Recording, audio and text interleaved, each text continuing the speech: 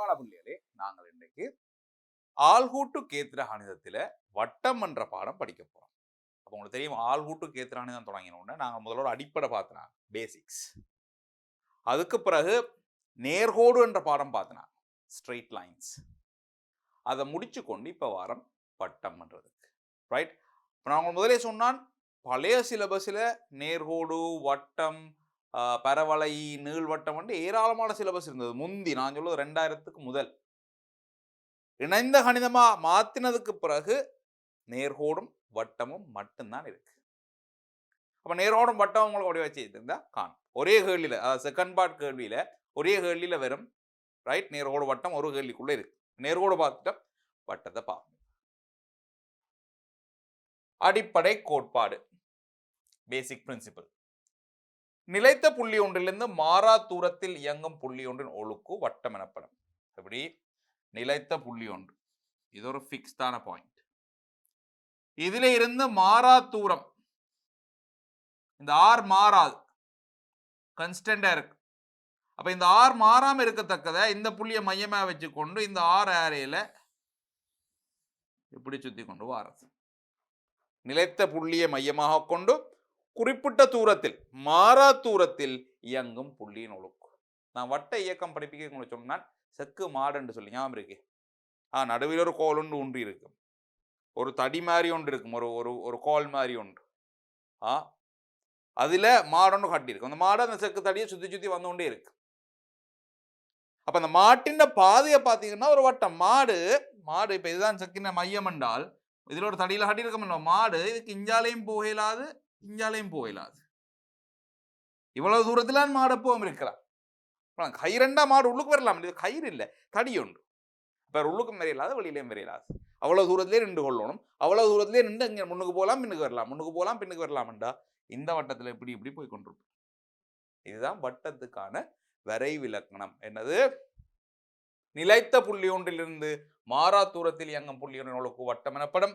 நிலைத்த புள்ளி மையம் எனவும், இதான் மையம், மையம் எனவும், மாறா தூரம் ஆரே எனவும் அறியப்படும்.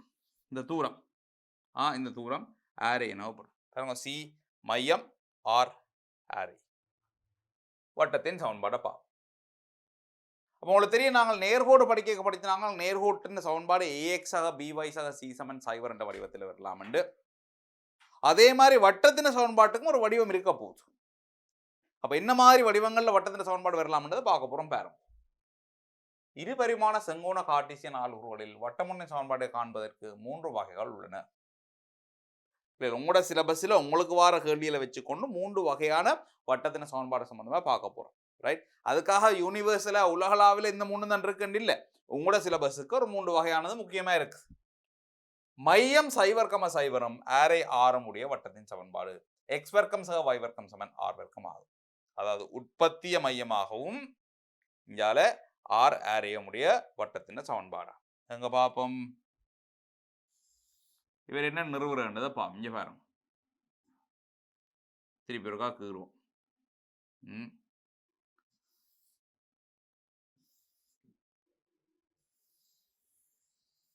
ரைட். இப்ப இதுல ஒரு பொது புள்ளி ஒன்று எடுப்போம், எக்ஸ் கமா y அண்ட் பொது புள்ளி எடுத்தா நிறுவுறாங்க. சரி, இவர் தான் ஆர். இவர் ஆர் என்றால் இதில் ஒரு செங்கோண முக்கோணியை பூர்த்தி செய்வோம். உங்களுக்கு தெரியும், இந்த புள்ளியின் ஆள் ஒரு எக்ஸ் கமா y என்றா இவ்வளவு தூரம் எக்ஸா இருக்கும், இவ்வளவு தூரம் y இருக்கும்.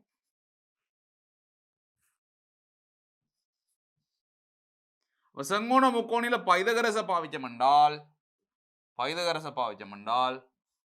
ஆர் வர்க்கம் சமன் எக்ஸ் வர்க்கம் சக y வர்க்கம். ஏன்? செங்கோணம் இங்கே இருக்கு, செம்பக்கம். வயல் பக்கங்கள் ரெண்டையும் எடுத்து வர்க்கிச்சு கூட்டினால் செம்பக்கம் வரும். ஆர் வர்க்கம் சமன் எக்ஸ் வர்க்கம் சக y வர்க்கம். இதுதான் இவற்ற சமன்பாடாக இருக்க போகுது. விளங்கிச்சோ?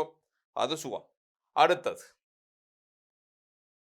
இப்ப இந்த உதாரணத்தை பாருங்க. சைவர் சைவரனை மையமாகவும் அரை ஏழையுடைய வட்டத்தின் சமன்பாடு என்ன? அப்ப நேரடியாக எழுதலாம். எக்ஸ் வர்க்கம் y வர்க்கம் சமன் ஏழின் வர்க்கம். எக்ஸ் வர்க்கம் y வர்க்கம் இவரை இங்கால உணர்ந்து கொண்டால் sin 49 சமன் சைவர். அதன் பரிதியில் உள்ள புள்ளிகள் சிலவற்றின் ஆள்கூறுகளை எழுதுக என்றா பரிதியில் இருக்க புள்ளி என்றால் இந்த வட்டத்தின் சமன்பாட்டை திருப்தி செய்யணும். நேர்கோடுக்கு என்ன படிச்சாங்க? நேர்கோடில் இருக்கிற புள்ளிகள் என்றால் நேர்கோட்டின் சமன்பாடை திருப்தி செய்யணும். அப்ப இங்க பாருங்க, இதை திருப்தி செய்யற மாதிரி எடுக்கிறேன்னா எக்ஸுக்கு சைவரை போட்டோம் என்றால் y வர்க்கம் சமன் 49 என்று வரும். வெறும் y சமன் சக அல்லது சைவர்கள் என்று வரும். அப்ப சைவர் கம 7 ஒரு புள்ளி, சைவர் கம சைவர்கள் ஒரு புள்ளி. அதே மாதிரி வைக்கு சைவரை போட்டோம் என்றால் x வர்க்கம் சமன் 49 என்று வரும். x சமன் சக அல்லது சைவர்கள் என்று வரும். 7 கம சைவர் என்றது ஒரு புள்ளி, 7 கம சைவர் என்றது இன்னொரு புள்ளி. இது ஏன் எப்படி வருதுன்னா இங்க பாருங்க, வட்டம் இப்படி இருக்கேக்க எக்ஸுக்கு சைவரை போட்டீங்கன்னா இதுதான் எக்ஸ் சைவர், வைக்கு 2 புள்ளி வருது என்ன 7 7. வைக்கு சைவரை போனோம்னா இதுதான் y சமன் சைவர் கோடு, எக்ஸுக்கு 2 புள்ளி வருது 7 7. வழங்குதே வட்டத்தின் அமைவை பொறுத்து ஒரு எக்ஸ் ஆள்கூறுக்கு 2 y ஆள்கூறு வரும். வட்டம் வேற எங்கேயா வந்தா கூட அப்படிதான், ஒரு எக்ஸ் ஆள்கூறுக்கு 2 y ஆள்கூறு வரும். பெரும்பாலான இடங்கள்ல தொட்டுக்கொண்டு போடங்கள் மட்டும் வராது. பிறகு இருக்கிறார் a 3,4 b 2,5 2,3 என்பன இவ்வட்டத்தின் பரிதியில் உள்ளனவா போட்டு பாப்போம். இதுல எக்ஸ் வர்க்கம் y வர்க்கம் 49 சைவர்ல 3,4 போட்டு பாப்போம். x சமன் 3 பிரதியிட்டியல் என்றால் x வர்க்கம் y வர்க்கம் 49 9 y வர்க்கம் 49 y வர்க்கம் yக்கு போட வேணும். yக்கு என்ன பெருமாள் வந்து அப்படியே x 3 y சயனால் y சயனால் yக்கு சயனால போட்டு கொண்டு வருவோம்.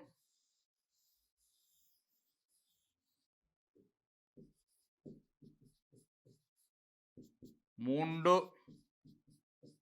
சயனாலு 49, இது 9, இது 16, 25 25 49 போனா சய 24 சமன் இல்லை சைவர். அப்ப 3, சயனால் என்ற புள்ளி x சமன் 3 y சமன் சயனால் என்ற புள்ளி திருப்தி செய்யதில்லை, சைவர் வருவதில்லை. அதால அந்த புள்ளி இந்த கோட்ல இல்லை. எனவே 3, சயனாலு இவ்வட்டத்தில்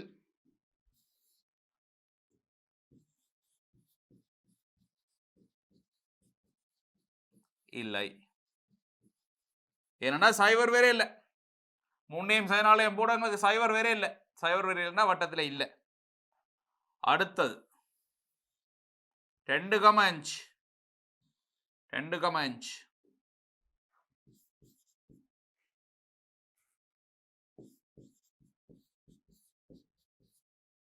2 வர்க்கம் 5 வர்க்கம் சய 49, இது 4, இது 25 29 சய 20. அப்ப இதுவும் இல்லை. இதே மாதிரி இங்க எழுதலாம். எனவே 2,5 இவ்வட்டத்தின் பரிதியில் இல்லை. அடுத்த 2,3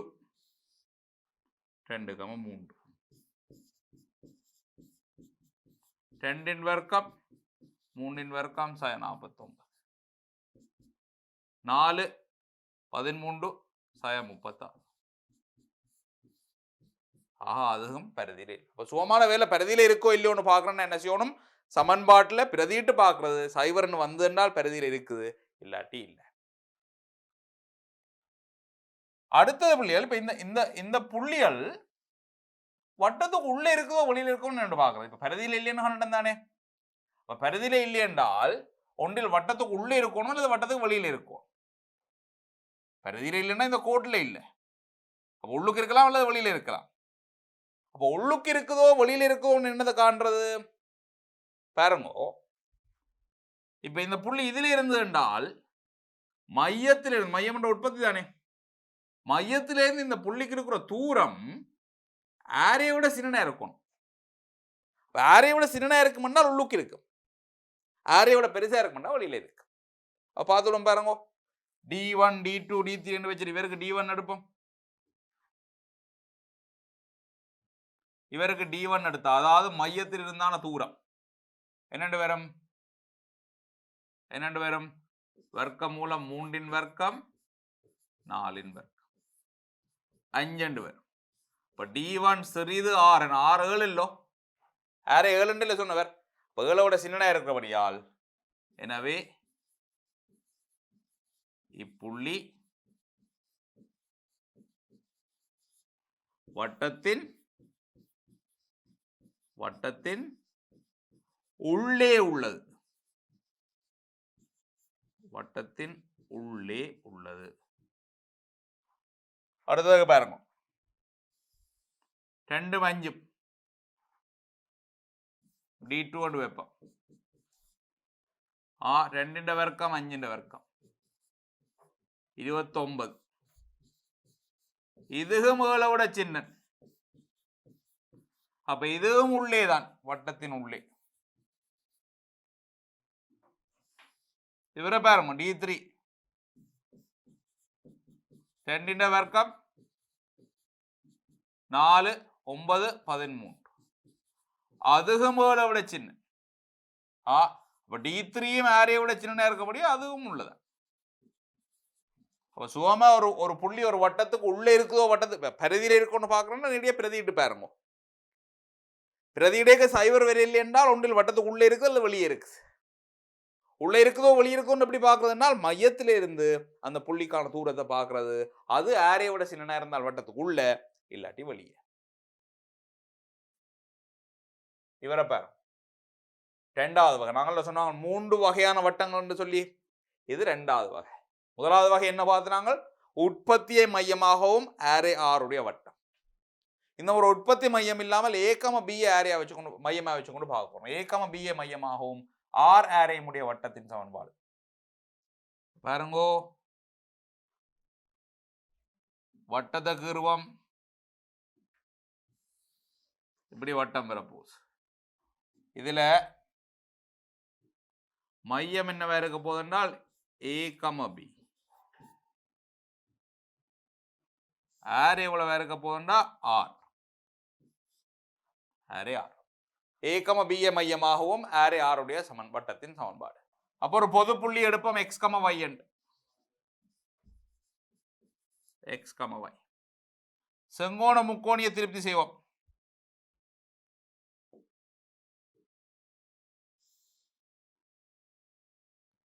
செங்கோண முக்கோணியை பூர்த்தி செய்வோம்.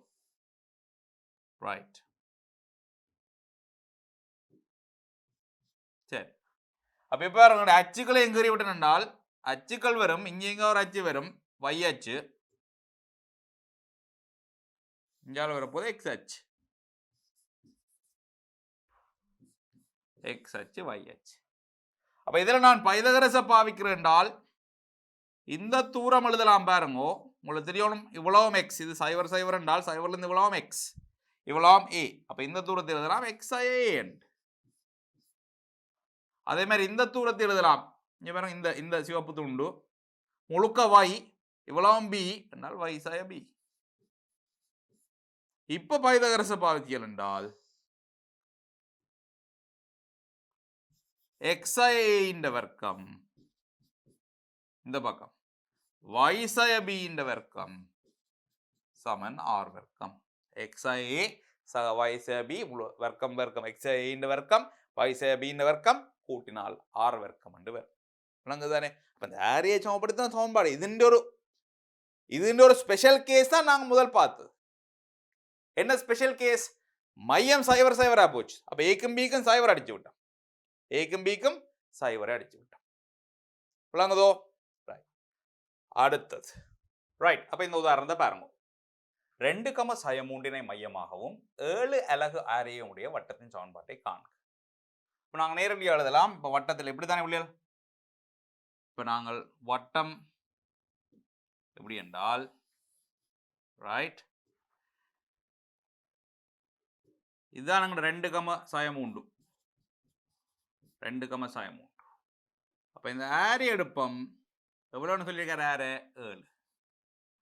இதோட பொது புள்ளி எடுக்கிறது என்ன எக்ஸ் கமா y. அப்போ மையத்திலிருந்து பொது புள்ளிக்கான தூரத்துக்கு சமன்பாடு எழுதுறது.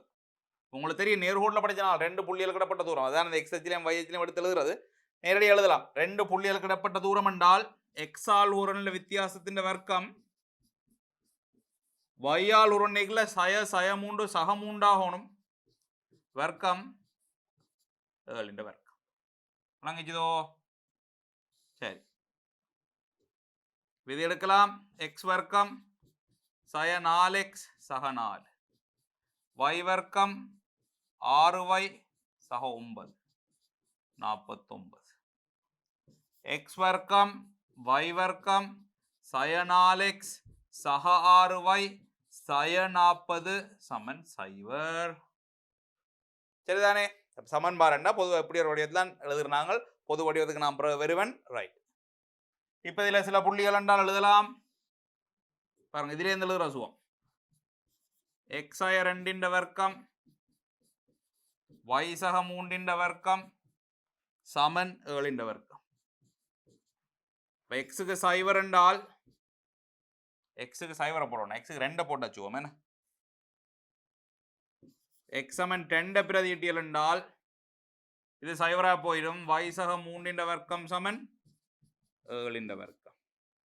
அப்போ y சக 3 சமன் சக அல்லது சய 7. இப்போ y சமன் இதில் சககள்னா 4 அல்லது y சமன் ஆர் y சமன் சய 10.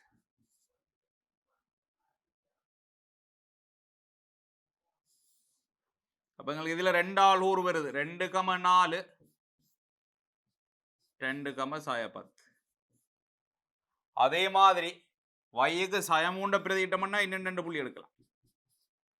x சய 2 வர்க்கம் சமன் 7 வர்க்கம். x சய 2 சமன் சக அல்லது சய 7. இப்போ x சமன் 9 அல்லது x சமன் சய 5. அப்போ சய 3 போடைக்குள்ள சய 3 இல்லை 9 இல்லை x 9 எழுதணும். 9 சய 3 அல்லது 9 சய 5. இப்போ 9 சய 3 9 சய 5 வருது. இது எப்படி வருதுன்னு உங்களை காட்டுறேன் பாருங்க. எப்படி வருதுன்ற காட்டுறேன் பாருங்க. இவரில் x அச்சு y அச்சு கீர்ணம் என்றால் இவற்றை x அச்சு y அச்சு கீர்ணம் என்றால் இங்கே பாருங்க, x ஆல் ஒரு சகவா இருக்குது. அப்போ y அச்சு எப்படி கீறிவிடலாம்.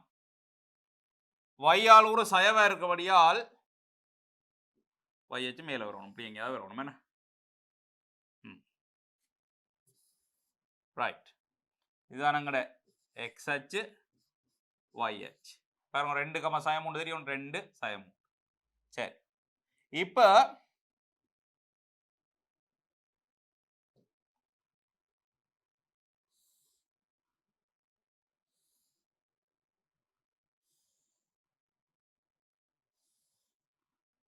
இந்த கோடுகளை பாருங்க.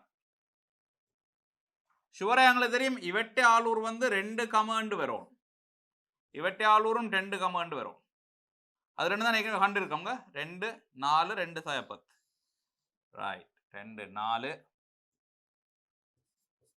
சய 10.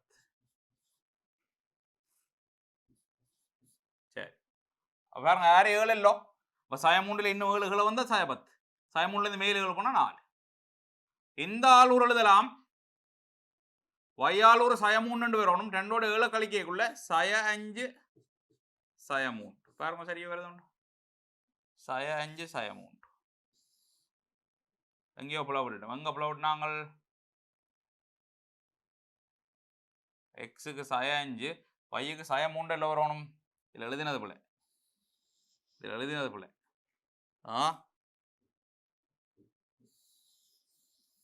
எழுதிய கப்பல விட்டோம். முதலாவதுக்கு வரும் 9, சய 3. அடுத்தது வரும் சய 5, சய 3. என்ன சய 5 சய 3 தான் இப்போ எடுத்து வச்சிருக்கோம். இங்கே பாருங்க சய 5 சய 3. அதே மாதிரி இங்கால எழுதினீங்கன்னா வரும் 2ஓட 7 கூட்டினால் 9 சய 3 வரும். இப்போ எங்களுக்கு சரியான சுகமாக இந்த 4 ஆளுகளும் எடுத்துக்கொள்ளலாம். விளங்குதானே? இந்த மையத்தின் ஆள் உதவினா இங்கால 7 கூட்டணும் எக்ஸுக்கு, இங்கால 7 குலைக்கணும் எக்ஸுக்கு, இங்கால வைக்கு 7 கூட்டணும் வைக்கு. இந்த 4 தான் எடுத்து விட்டோம். விளங்கிச்சதோ? அது சமன்பாட்டின் மூலம் எடுக்கிற அப்படி என்ன அப்படி எக்ஸோட வாரதை சைவராக்கி போட்டு பார்க்கறது, வையோட வாரதை சைவராக்கி போட்டு பார்க்கறது. அடுத்தது XY அச்சுக்களையும் XMN 4 என்னும் கோட்டையின் தொடுமாறுள்ள வட்டத்தின் சமன்பாட்டை காண்க. XY அச்சுக்களையும் XY அச்சுக்களையும் நாங்கள் அச்சுக்களை கீறுவோம். XMN 4 என்ற கோடு இங்கே வரும். ரைட். நீ Y அச்சு கிளிங்க வரப்போது வட்டத்தை கீறி போட்டு Y அச்சு கீறுவோம். என்ன எங்களை வட்டம் வரப்போகுது இப்படி.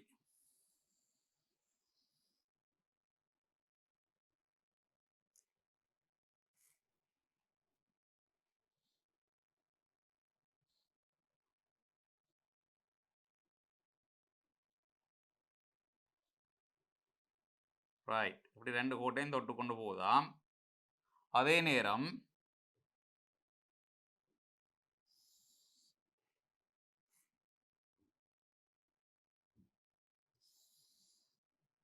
இப்போ பாருங்க, இதுதான் எங்களோட எக்ஸ் அச்சு, இதுதான் எங்களோட Y அச்சு, இதுதான் எங்களோட XMN 4. எக்ஸ் அச்சு Y அச்சு XMN 4 என்னும் கோடுகளை தொடுமாறுள்ள வட்டத்தின் சமன்பாட்டை கா. அப்ப எங்களை சுவமா இதில் எழுதலாம் பாருங்க.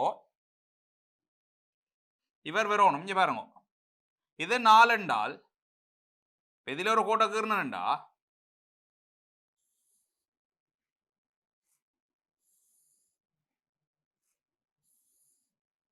இதெல்லாம் மையம் இருக்குது. இது ரெண்டும் சமன் தானே பிள்ளைகள், ஆறு தானே, இஞ்சாலே மாறி அங்காலே மாறி. அப்போ இது 4 இஞ்சால 2 இஞ்சால 2 வரும். அப்போ இவற்றை எக்ஸால் ஒரு 2 வரப்போகுது. சரி, அப்போ எக்ஸால் ஒரு 2 என்றால் வையால் ஒரு 2 தானே வரும். பாருங்க, இங்கேருந்து இவ்வளவும் இங்கேருந்து இவ்வளவும் ஆறு தானே பிள்ளைகள். இது இது இது ஆறுண்டா இதுக்கு மாறு. அப்போ இதுக்கும் சமன். அப்போ இது 2 என்றால் இதுவும் 2. அப்போங்கிற மையத்தின் யாழ் ஒரு வரும், மையத்தின் யாழ் ஒரு வரும் 2,2 2,2. அப்போ மையத்தை எழுதலாம் 2,2, ஆறு எழுதலாம் 2 எழுதலாம். விளங்குதோ? ரைட்.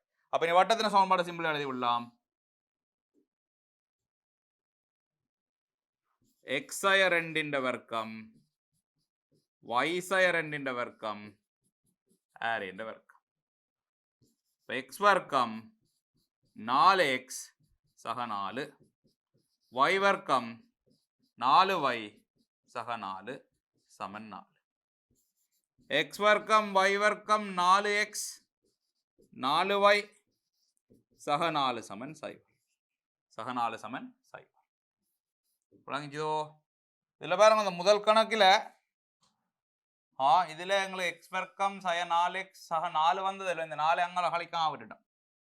அதில் எங்களுக்கு இதில் 36 வந்திருக்கணும். என்ன சக 36. இனி சரி, மிச்சவடிகள் பாதிக்காது.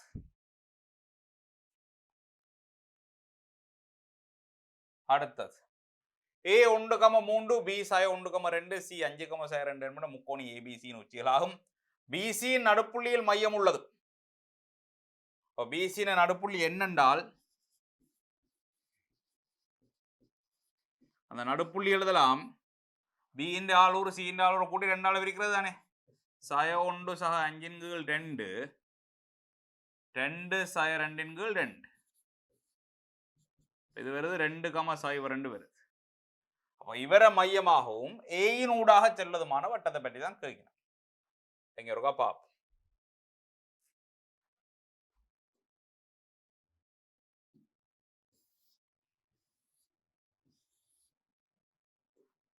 ABC இது நடுப்புள்ளி.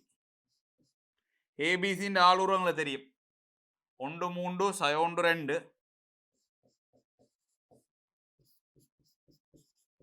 C ஆளுர் என்ன 5 சய 2. சரி, அப்ப இவரில் மையத்தை வச்சுக்கொண்டு இதே ஆரியா வச்சுக்கொண்டு என்ன கண்டுட்டோம். இப்ப 2,02 கண்டுட்டோம். அப்ப இந்த வட்டத்தின் மையம் தெரியும் 2,0. இனி ஆரி எடுப்போம். ஆரியன்னு பாத்தீங்கன்னா ஏன் தானே ஆரு ஏக்குள்ளால போகணும்ல சொல்லியிருக்கார் வட்டம். அப்ப ஏன்ன்றது ஆரியா இருக்கும். ஏன் நீளத்தை பார்த்தீர்கள் என்றால் 2 சய 1 வர்க்கம் 0 சய 3 வர்க்கம். இவர் 0 இவர் 3. இது வருது 1 சக 9 வர்க்கமூலம் 10. இனி சமன்பாட்டு எழுதலாம். x-சய 2 வர்க்கம் y-சய 0 வர்க்கம் r வர்க்கம் 10. சுருக்கினீங்க என்றால் x வர்க்கம் வரும், y வர்க்கம் வரும், சய 4x வரும், இதுல y வராது, இதுல ஒரு 4 வரும், 10 5ஆல் கொண்டு கழித்தால் சய r சமன் 0. விளங்கிச்சதோ? இதுதான் BC இந்த நடுப்புள்ளிய மையமாகவும் AN ஆரையாகவும் கொண்ட வட்டம்.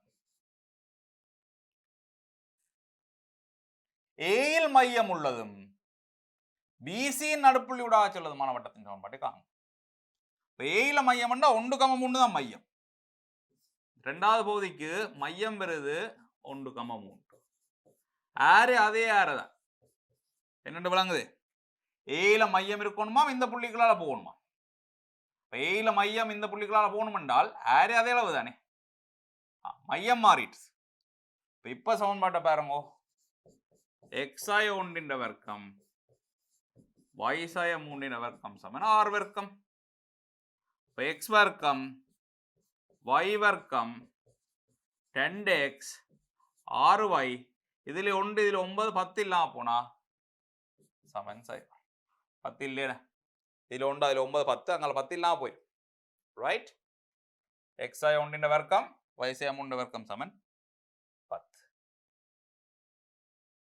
அடுத்தது ஆரை 3 அலகுகளாக உள்ளதும் 7,3 எனும் புள்ளியூடாக செல்வதும் y சமன் x-சய 1 எனும் கோட்டில் மையம் உள்ளதுமான வட்டத்தின் சமன்பாட்டை எழுதுக. பாருங்கோ, ஒரு வட்டம். சரி, ஆரை 3 அலகா 7,3 என்ற புள்ளிகளால போகுதாம். 7,3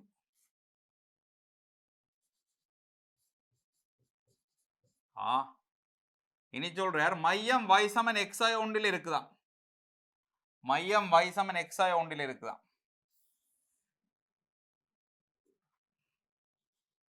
மையம் y சமன் x-சய 1 ஒரு கோட்டில் இருக்குதான். இனி ஆர 3 அலகுகளா இருக்குதான். 3 விளங்கிச்சதோ? அப்ப நாங்கள் இந்த மையத்தை வந்து பாருங்க, மையத்துக்கு நான் எக்ஸுக்கு அல்பாண்டு வச்சிருந்தால் y வெறும் அல்பா சய 1. மையத்தின் ஆளுர் நாடுதெல்லாம் எக்ஸ் ஆளுர் அல்பா ஆண்டால் y ஆளுர் அல்பா சய 1 வரும். சரி, இப்போ நாங்கள் எழுதுவோம். ஒரு பொது புள்ளி எடுத்து x, y என்று எடுத்து போட்டு x-சய அல்பாண்ட வர்க்கம் y-சய அல்பா சய 1 வர்க்கம் ஆரின் வர்க்கம். சரியோ இல்லையோ? ரைட். இனி இதை வேணுமெண்டா இப்படி செய்யலாம். இந்த வட்டம் வந்து 7,3 என்ற புள்ளியை திருப்தி செய்யணும். எழுதுவோம். 7,3 வட்டத்தில் உள்ளதால், வட்டத்தின் பரிதியில் உள்ளதால்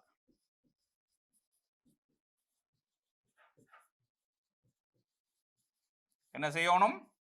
திருப்தி செய்யும். வட்டத்தை அதாவது வட்டத்தின் சமன்பாட்டை திருப்தி செய்யும் என்று சொல்லி போட்டு எக்ஸுக்கும் வைக்கும் 7,3 பிரதிவிடுவோம். 7-சய அல்பாண்ட வர்க்கம் இதுல பாருங்க 3 கொண்டு வந்து பிரதிவிடுவோம். 7 3 இல்லை, 3 வைக்கு 3.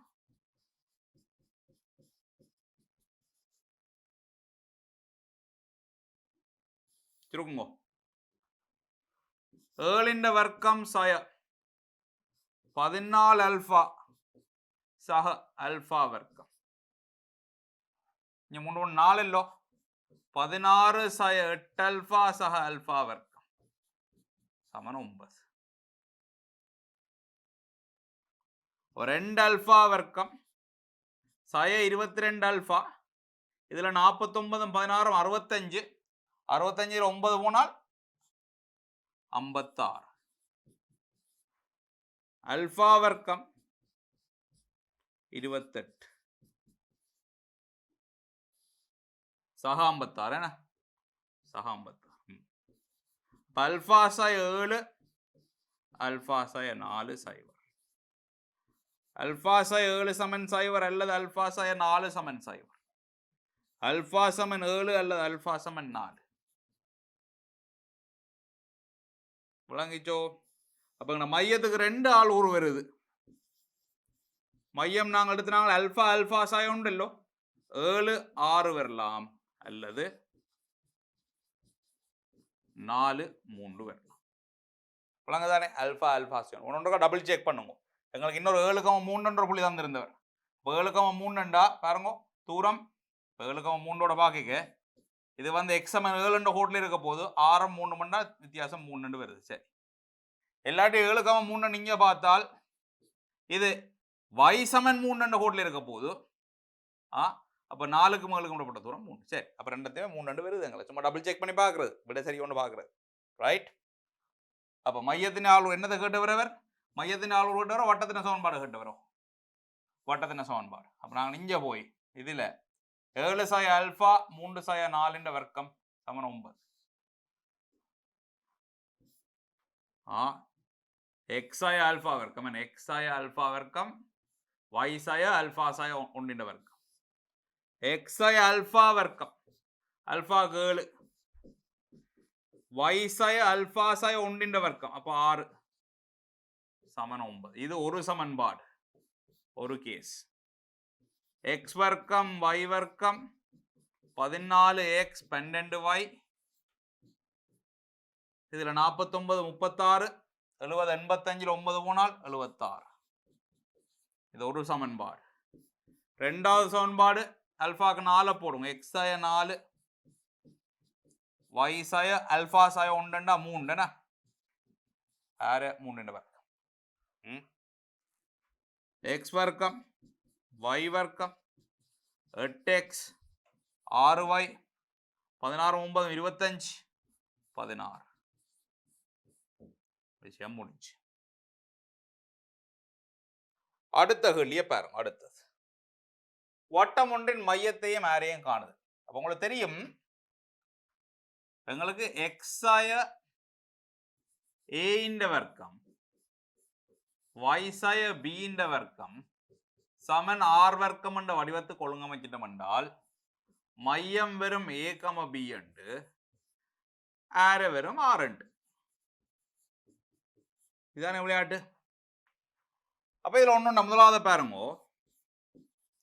எக்ஸ் வர்க்கம் y வர்க்கம் சய 8x சய 6y சக 16 சமன் சைவரம்.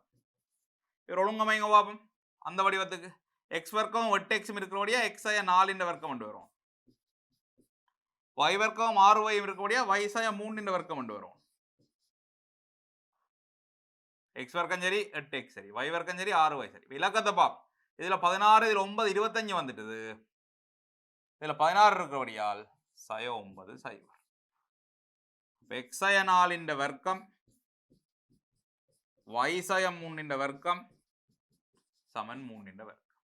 அப்ப நாங்கள் மையம் எழுதலாம் 4, 3 ஆரி எழுதலாம் 3. சிம்பிள். அடுத்தது ரெண்டாவது இவர் எழுதலாம் எக்ஸ் சய 7 வர்க்கம் y சாய 6 வர்க்கம் என்று எழுதிட்டோம் என்றால் 7 49 6 36 49 36 85. ஆனா இங்க 76 தான் கிடக்கு. 85 நாங்க இதுக்கு எடுத்துட்டோம் அப்படியே ரொம்ப கழிச்சு விடுவோம். எக்ஸ் சாய 7 வர்க்கம் y சாய 6 வர்க்கம் சமன் 3 வர்க்கம். அப்ப மையம் வருது 7, 6 வருது ஆர வருது 3. ஆர எவ்வளவு 3 அலகு 2 வருது. அடுத்தது அதே மாதிரி இவ்வளவு செய்வோம் பாருங்க. இதுக்கும் அதே மாதிரி வட்டத்தின் மையத்தையும் ஆரையும் காண்றால் முதலாவது பாருங்க 3x வர்க்கம் 3y வர்க்கம் sin x. பிள்ளைகள் 3 3 வச்சிருக்க கூடாது. எக்ஸ் ஆய 3ஆல பிரிச்சு விடுவோம்.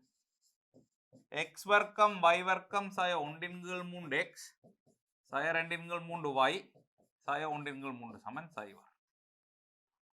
இப்ப இதுல x இருக்கு 1/3x இருக்குனால் x சாய 1/6 வர்க்கம்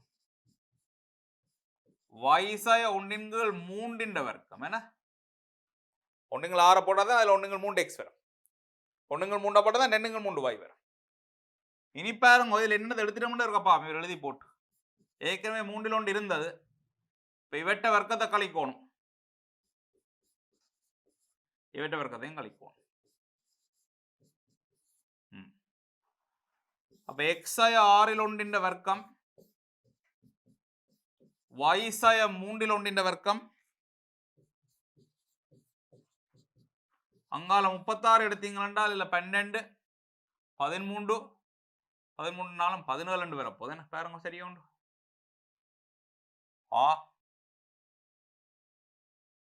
சய மூன்றில் ஒன்று இருந்தது என்ன. உங்களுக்கு இதுல 13 36 12 வரும், இதுல ஒன்று 13, இதை மேலே எங்களையும் 4 ஆளில் இருக்கணும் 17. அப்ப உங்களுக்கு மையம் வருது 6 1 3 1 ஆற வரும் அவற்ற வர்க்க மூலம். அப்ப வர்க்க மூலம் 17 கீழ் 6, வர்க்க மூலம் 17 கீழ் 6 விளங்கிச்சதோ. ரைட். இனி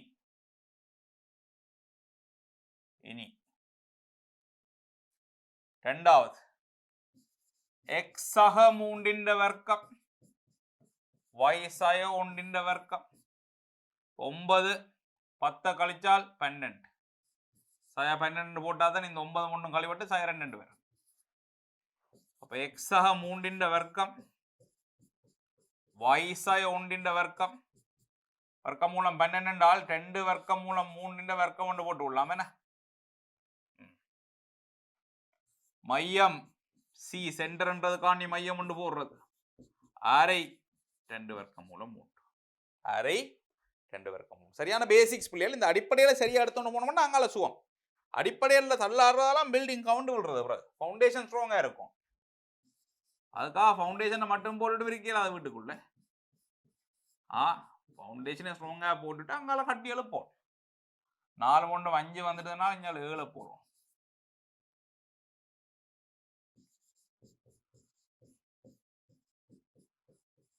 ரைட். மையம் வருது சய 2 சய 1 ஆற வர்க்க மூலம் 7 விளங்கிச்சோ. இவரை பாருங்க எக்ஸ் சய 2 வர்க்கம் வைகங்கள் இல்ல அப்ப சைவரை போடணும். தனியா வை வர மாதிரி இல்லையல்லோ அப்ப சைவரை போட்டாதான் வை வராது. இதுல சய 1 இருக்கு இங்க 4 போட்டபடியா சய 5 சமன் சைவர். மையம் வருது 2 சைவர் 2 ஆற வரும் அந்த 5 அங்கால கொண்டு போனால் வர்க்கம் மூலம் 5 வர்க்கம் தானே அது ஆறே 5 வரும். அப்ப வட்டத்தின் சமன்பாடு தந்தால் டக்கண்டு அதுல இருந்து மையத்தையும் ஆரையையும் எழுதுறதுக்கு எங்களுக்கு பரிச்சயமா இருக்கும்.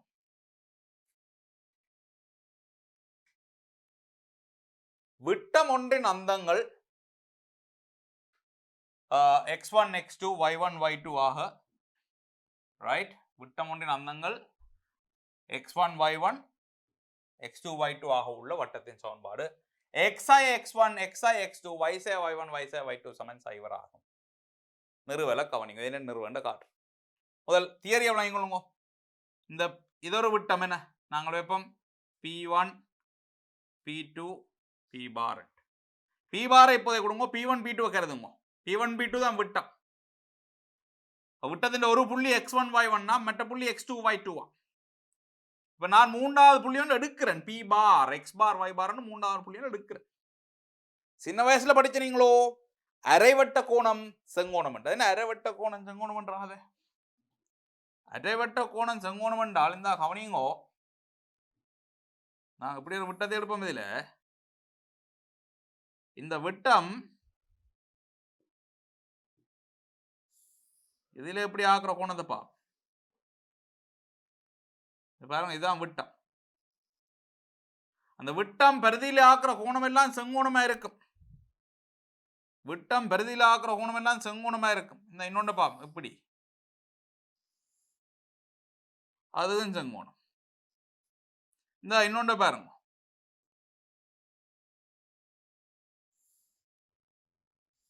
எப்படி அதுவும் செங்கோணம். விட்டம் பரிதியில எங்கே ஆக்கினாலும் அந்த கோணம் செங்கோணமாக இருக்கும். அதான் அரைவட்ட கோணம். அரைவட்டம், அரைவட்டத்துக்குள்ள வார இந்த முக்கோணிகளோட கோணங்கள் எல்லாம் செங்கோணமாகவே இருக்கும். விட்டம் பரிதியிலாக்கும் கோணம் எல்லாம் செங்கோணமாகவே இருக்கும். அதை கீழேங்கிடலாம், எங்கேயுங்கிடலாம். அப்ப நான் சும்மா ஒரு எக்ஸ் பார் ஒய் பார் என்ற புள்ளி எடுக்கிறேன். அப்ப இவர் கட்டாயம் செங்கோணமா வரும். விளங்கிச்சோ? இப்ப அது செங்கோணம் என்றதை பாவிச்சம் என்றால் இப்ப என்ன செய்யலாம் என்றால் உங்களுக்கு தெரியும், MP1 P பார் MP2 P பார் சமன் சயோண்டு. அது என்னது? ரெண்டு கோடுகள் செங்குத்தாக இடைவெட்டினால், ரெண்டு கோடுகள் செங்கோணத்தில் இடைவெட்டினால் என்ன படிச்சனாங்க? படித்திறன்கள் பெருக்கம் சயோண்டாக இருக்கும் படிச்சனாங்க. எழுதுங்க இவட்ட படித்திறனே. எக்ஸ் பார் சய எக்ஸ், ஒய் பார் சய ஒய் ஒன்று, ஒய் ஆளூறுகளின் வித்தியாசம் எக்ஸ் ஆளூறுகளின் வித்தியாசம். இதுதான் இவட்ட படித்திறன். இவட்ட படித்திறன் அதே மாதிரி எழுதுங்க. ஒய் ஆளூறுகளின் வித்தியாசம் எக்ஸ் ஆளூறுகளின் வித்தியாசம் சமன் சயோண்டு. விளங்கிச்சோ?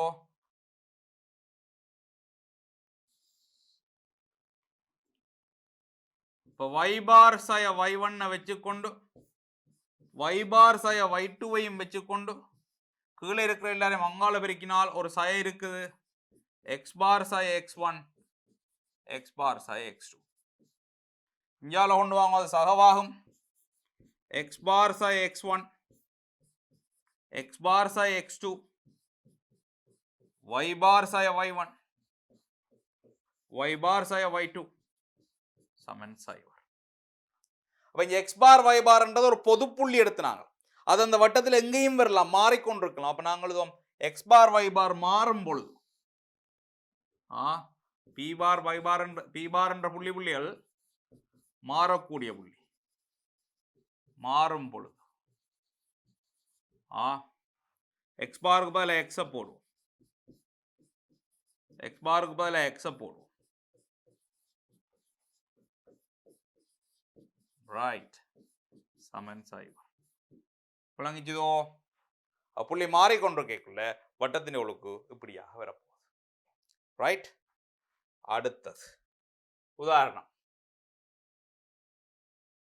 5 2 சயம் 4 என்பன விட்டம் ஒன்றின் அந்தங்களாக உள்ள வட்டம் ஒன்றின் சமன்பாட்டை எழுதுக.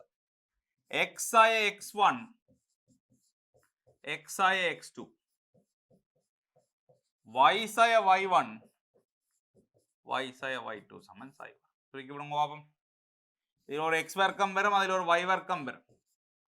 இதில் சய 5x 3x சய 2x சய 2y சய 4y சய 6y சய 15 சக 8 சய 7 சமன் சைவர்.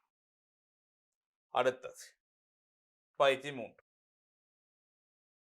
A2 2A என்பன விட்டம் ஒன்றின் அந்தங்களாக உள்ள வட்டம் ஒன்றின் சமன்பாட்டை காண்க. A2A 2A பாப்போம். x சய A x சய 2A y சய 2A y சய A சமன் சைவர். என்ன எழுதியிருக்கேன்? x சய x1 x சய x2 x1 என்றது 2A x1 என்றது A x2 என்றது 2A y சய y1 y சய y2 y1 y2 சைவர்.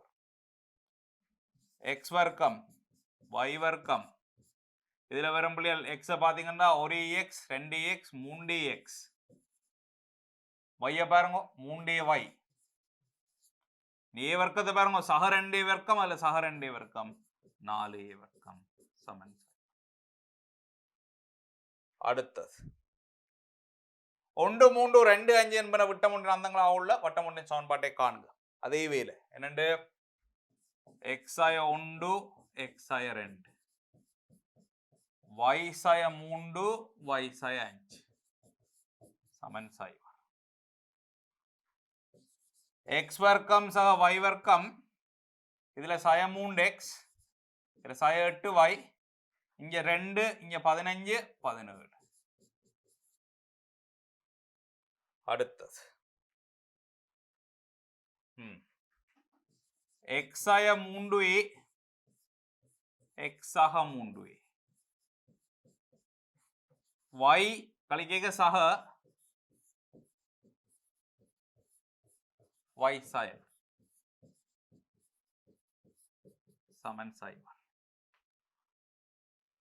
x வர்க்கம் y வர்க்கம் இதுல சய 3x சக 3x இல்லாம போயிடும். அதே மாதிரி y இல்லாம போயிடும். இதுல பெருக்கினால் சய 9a வர்க்கம் வரும். இதுல பெருக்கிங்கன்னா உடன்படி தான் இல்லையா? அப்ப y வர்க்கம் எடுத்தாச்சு மற்றொரு வருவார் சய 2 சய a வர்க்கம் வரும். x வர்க்கம் y வர்க்கம் இதுல பாருங்க சய 9a வர்க்கம் ஒரே வர்க்கம்னா 8a வர்க்கம் போடும்.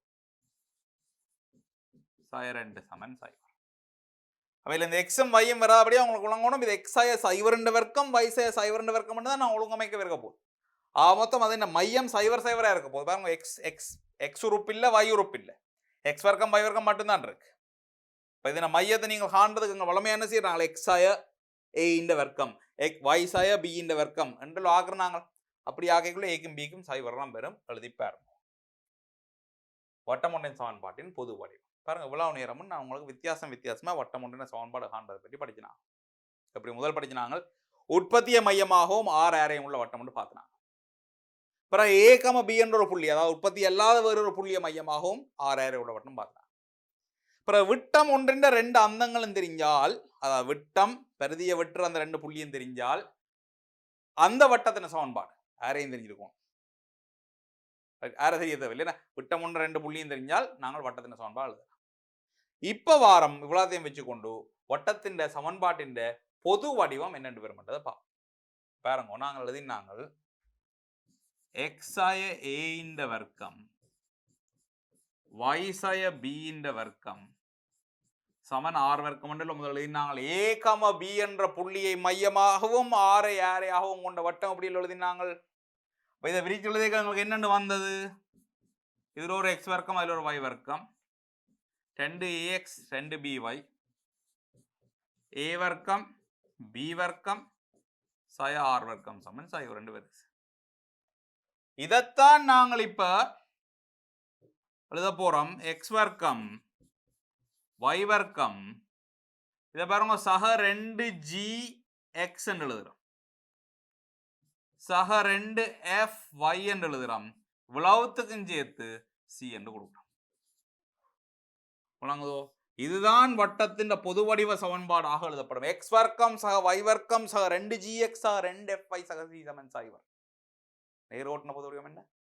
ax சக by சக c சமன் சைவர். வட்டத்தின் பொது வடிவம் என்ன? x வர்க்கம் சக y வர்க்கம் சக 2gx சக 2fy சக c சமன் சைவர். அப்ப இதுல இருந்து உங்களுக்கு பார்க்க விளங்கணும். எங்கட பல முதல் படிச்ச வடிவத்துக்கு தொடர்பு பாருங்க.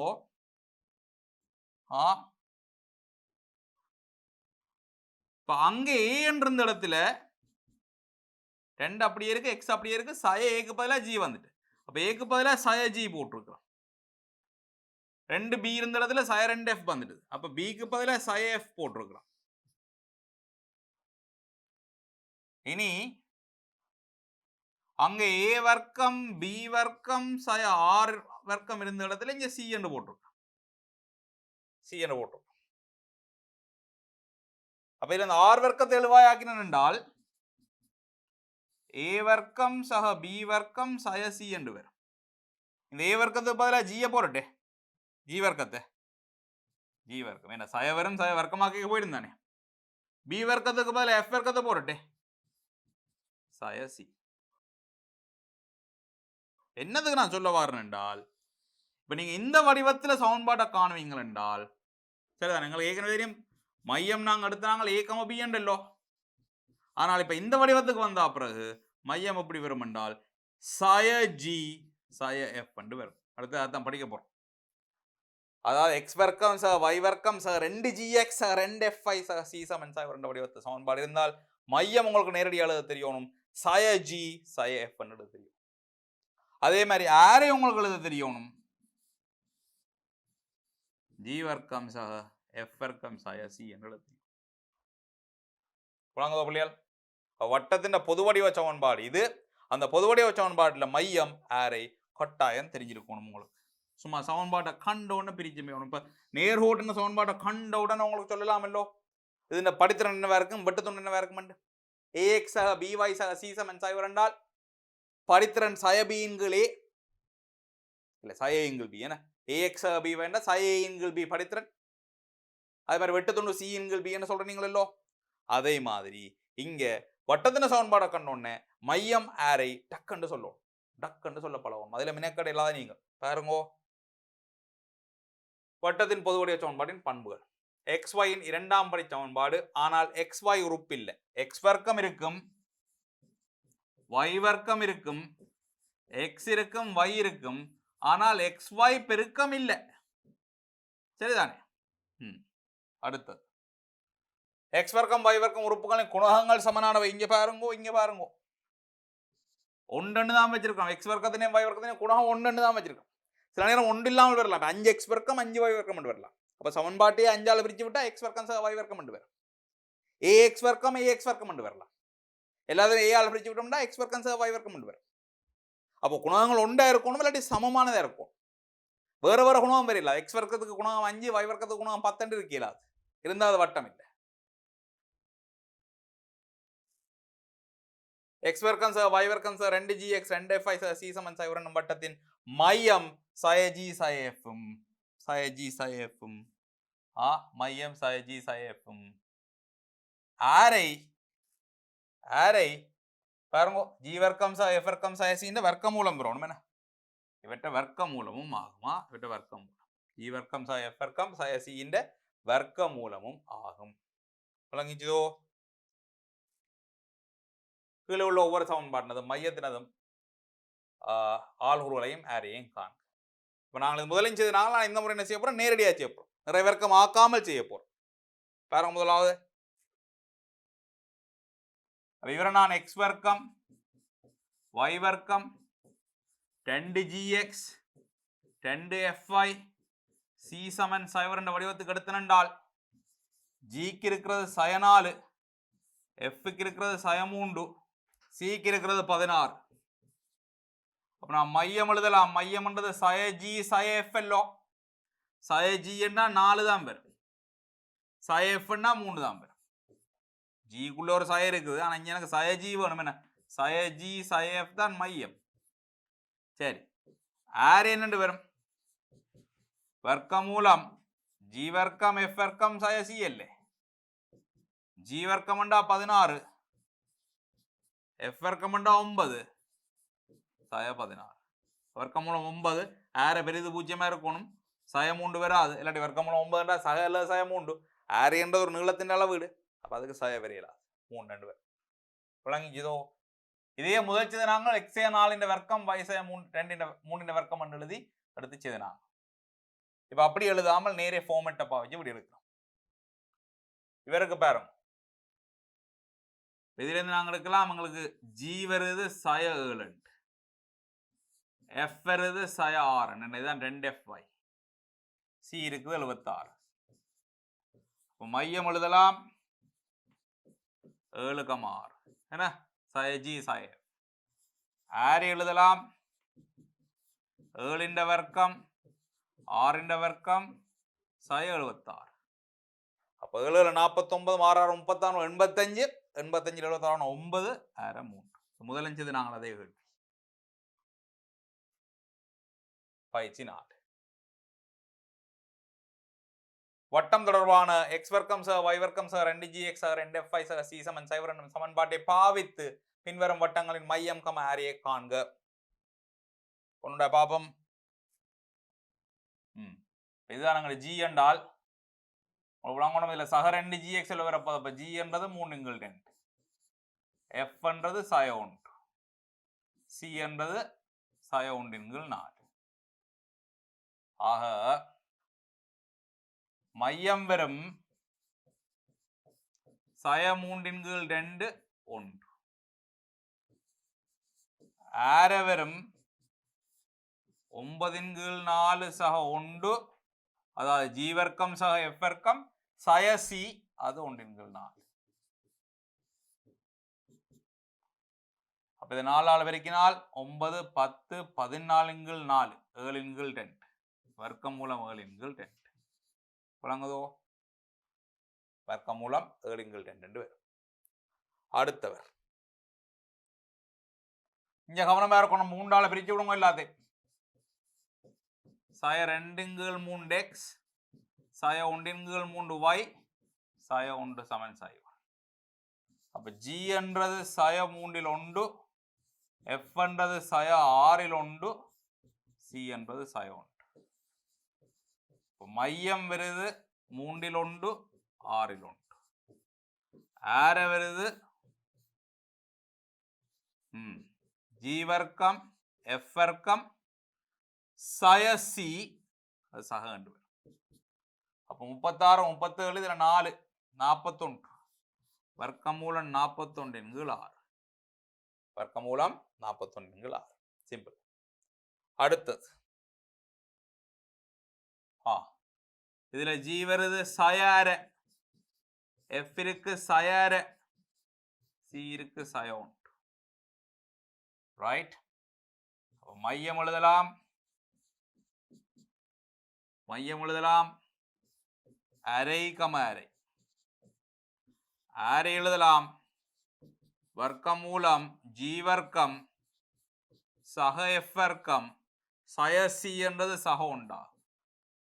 அப்ப இதை பிரிச்சமென்றால் வர்க்கமூலம் 10 × 10 இல்ல இதுல 4 5 6 வர்க்கமூலம் 6 × 2 என்று வருவார். இதுல இருக்க 4 வர்க்கமூலத்துக்கு வெளியில வரைக்குள்ள 2 என்று வரும். 4 5 6 வர்க்கமூலம் 6 × 2. இவர் g2 f1 c சாய 4 மையம் சாய 2 சாய 1 அரை g வர்க்கம் f வர்க்கம் சாய c 3 சாய c என்றைக்கு c க்குள்ள சாய 4 இருக்கபடியா சக 4 கவனிச்சு கொள்ளணும். அதை குறியல்ல பிரபல வர்றதில்லை. இந்த லெவல்ல வந்து ஒரு நேர்கோட்டில் இல்லாத 3 புள்ளிகளூடாக செல்லும் வட்டத்தின் சமன்பாடு.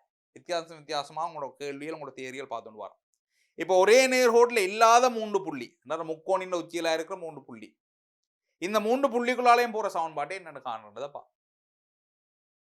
வட்டத்தின் சமன்பாடு x வர்க்கம் சக y வர்க்கம் சக 2gx சக 2fy சக c சமன் 0 என்ற வடிவம் உங்களுக்கு ஏற்கனவே தெரியும் என கொண்டு 3 புள்ளிகளின் ஆள்கூறுகளையும் இதுல பிரதியிடுறது. அப்ப எக்ஸுக்கும் வைக்கும் பிரதியிட பாருங்க, எங்களுக்கு g f c தான் தெரியாக்கணும். ஒவ்வொரு புள்ளியிலையும் x, y தெரிஞ்சிருக்கு.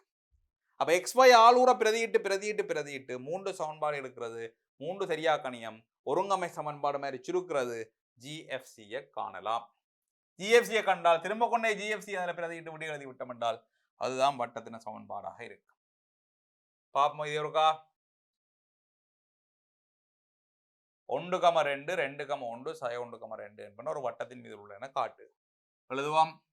முதலாவது பகுதிக்கு x வர்க்கம் y வர்க்கம் 2gx 2fy சக c சமன் 0. இதுல 1, 2 பிரதியிட்டால் 1, 4 2g 4f சக c சமன் 0. இப்போ இது வரப்போதில் 2g 4f சக c சமன் 5 சமன்பாடு 1. இதுல 2, 1 பிரதியிட்டம் என்றால் பாருங்க, இதுல முதல் போடுற 4g 2f சக c சமன் 2, 1 போட்டால் இது 4 இது 1 வரும் 5 சய 5 ரெண்டாவது சய 1 2 பிரதியிட்டம் என்றால் சய 1 2 பிரதியிட்டால் இதுல வரும் சய 2g 4f சக c சய 1 போட்டா 1 தான் 4 5 தான் சய 5 தான்.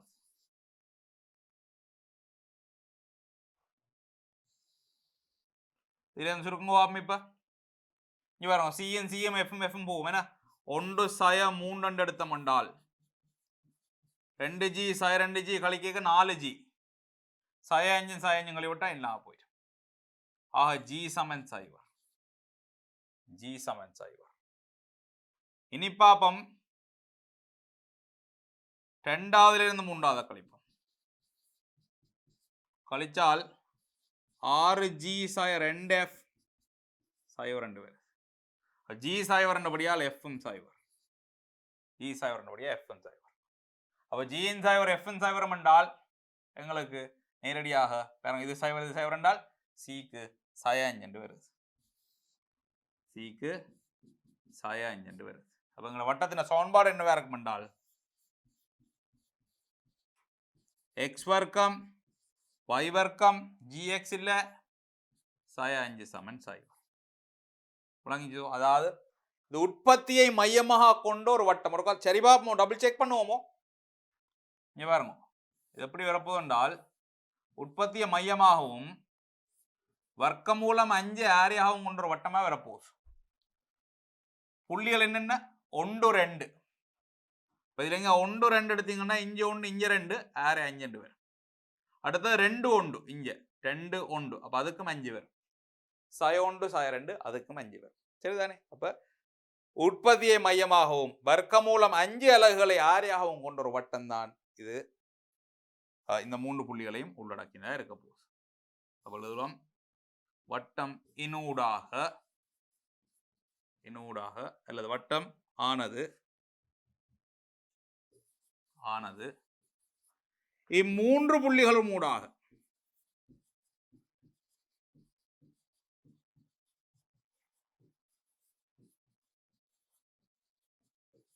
செல்கிறது.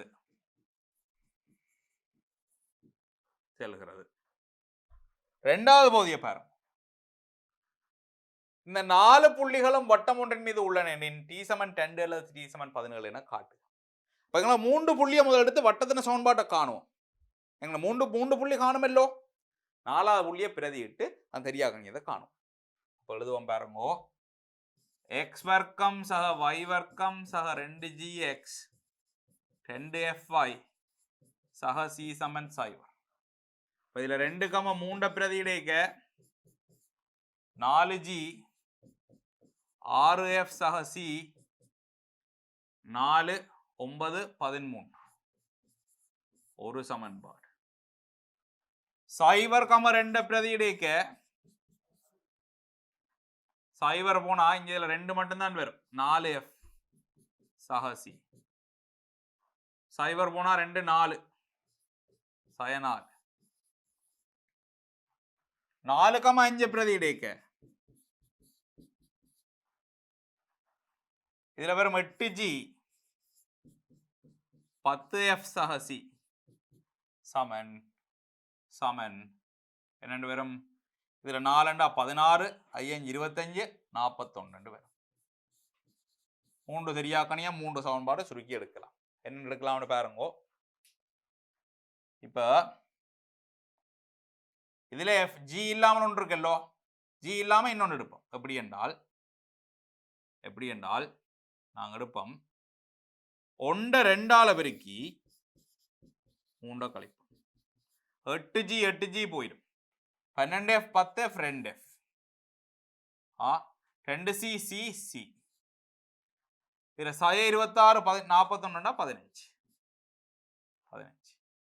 இப்ப கழிப்போம் என்னண்டு 2 சய 4 4 இவர் 4 கழிச்சம் என்றால் 2f சமன் சய 4 சய 15 என்றால் சய 19 என்று வரும். என்ன சய 4 சய 15 சய 19. f சமன் சய 19 f சய 19 என்றால் 2ஆவதுல கொண்டே பிரதிவிடலாம். 4f என்று சொல்லிக்குள்ள சய 38 சய 4 c சமன் 34 என்று வருது. இப்ப f தெரியும் c தெரியும் என்றால் g காணலாம். ஏதாவது ஒன்றுல போட்டு g காணுவோம். எதுல போடுவோம்? முதலாவதுல போடுவோம். என்ன முதலாவதுல பாவிச்சீர்கள் என்றால் 4g rf இந்த 3ஆவது வரைக்கும் தெரியலோ 57 சக c சமன் சைவர். அப்ப எங்களுக்கு g வருது 4g சமன் 23 g சமன் 23 4 g சமன் 23 4 பாருங்க சரியா உண்டு 2 3 போட்டாங்க அப்புறம் 0 2 போட்டாங்க 4 5 போட்டாங்க 2 3 போடுங்க 4 9 13 0 2 போடுங்க 4 4 5 போட்டா 16 25 41 சுருக்கினாங்க இப்படி எடுத்து இப்ப சமன்பாட்டை திருப்பி எழுதுவோம் x வர்க்கம் y வர்க்கம் சக 2gx சக 2fy சக c இதுதான் சமன்பாடு. இப்ப இது என்ன செய்தனாங்கள் அந்த முதல் 3 புள்ளியை மட்டும் எடுத்து வச்சு கொண்டு செய்தனா. இப்ப என்ன சொல்றார் 4வது புள்ளி ஒன்று இருக்குதாம் அந்த புள்ளியும் இதுக்குள்ளால போதாம் 4வது புள்ளி பாருங்க 4வது புள்ளி யாரெண்டு 0, t 0, t என்பது இதில் பிரதியிட்டம் என்றால்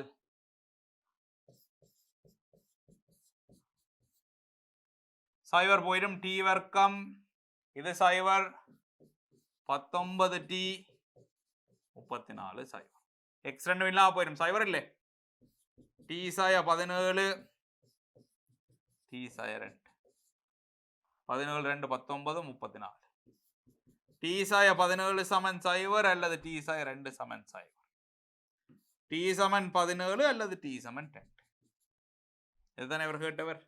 இந்த 4 புள்ளிக்குள்ளாலையும் ஒரு வட்டம் போதென்றால் அந்த t யின் பெருமானம் 17 அல்லது 2 என்று கேட்டவர். சரி ஒன்று பாருங்க என்ன செய்யறாங்க திருப்பி ஒரு கால்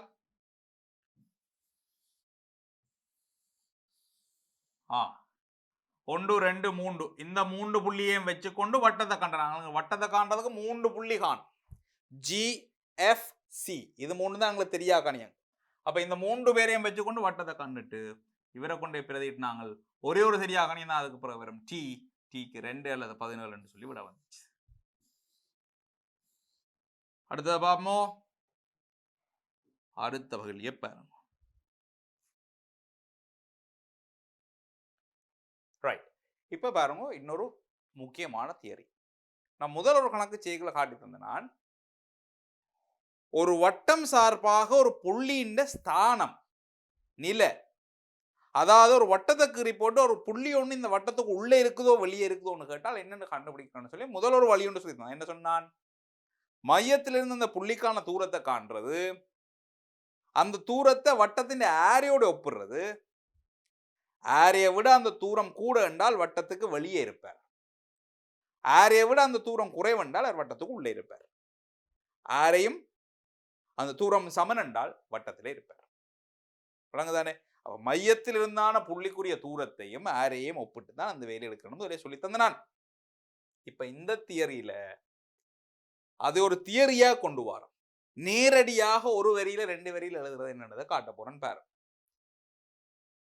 வட்டம் ஒன்று சார்பாக புள்ளி ஒன்றின் நிலை x1 வர்க்கம் y1 வர்க்கம் 10g x1 10f y1 10 சக c பெரிது சமன் சிறிது 0 என்பதற்கு நாங்க p எனும் புள்ளியானது x வர்க்கம் y வர்க்கம் 2gx 2fy சக c சமன் 0 என்னும் வட்டத்துக்கு உள்ளே வட்டத்தின் மீது அல்லது வட்டத்துக்கு வெளியே இருக்கும். அதனை நிறுவலை பார்ப்போம் பாருங்க. நிறுவல்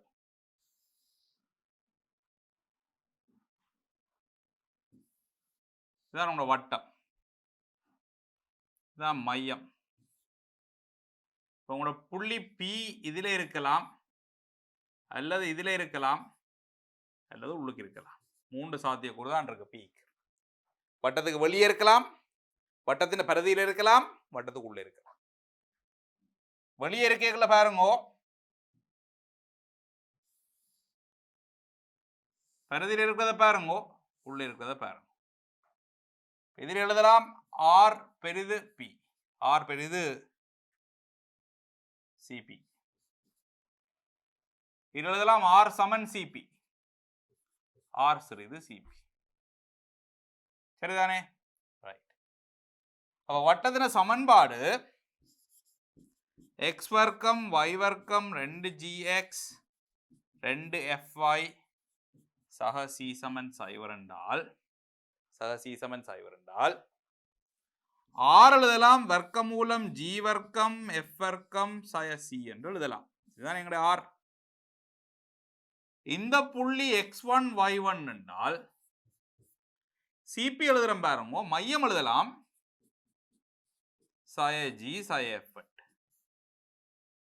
அப்ப சிபி எழுதலாம், ரெண்டு புள்ளி உங்களுக்கு தெரியும் என்றபடியால் வர்க்கமூலம் x1 இருந்து இதை கழிச்சால் x1 சக ஜி y1 சக f இந்த வர்க்கமூலம். ரைட். இப்போ ஒரு கதை ஒன்று எழுதுறேன் பாருங்க.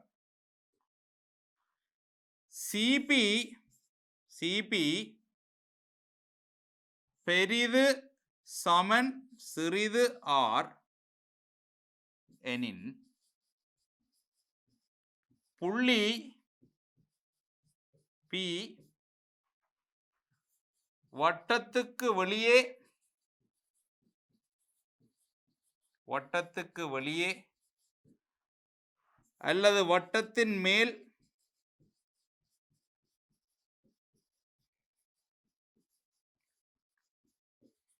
அல்லது வட்டத்துக்கு உள்ளே இருக்கும். சரிதான் நான் சொல்றது? சிபி என்றது ஆரை விட பெருசா இருந்தால் வட்டத்துக்கு வெளியில இருக்க போது, ஆறுக்கு சமனா இருந்தால் வட்டத்திலேயே இருக்க போது, ஆரை விட சின்னனா இருந்தால் வட்டத்துக்கு உள்ளே இருக்க போகுது. சிபி என்றது யார்? இது. நாங்க எப்படி எழுதுவோம் இங்க பாருங்க.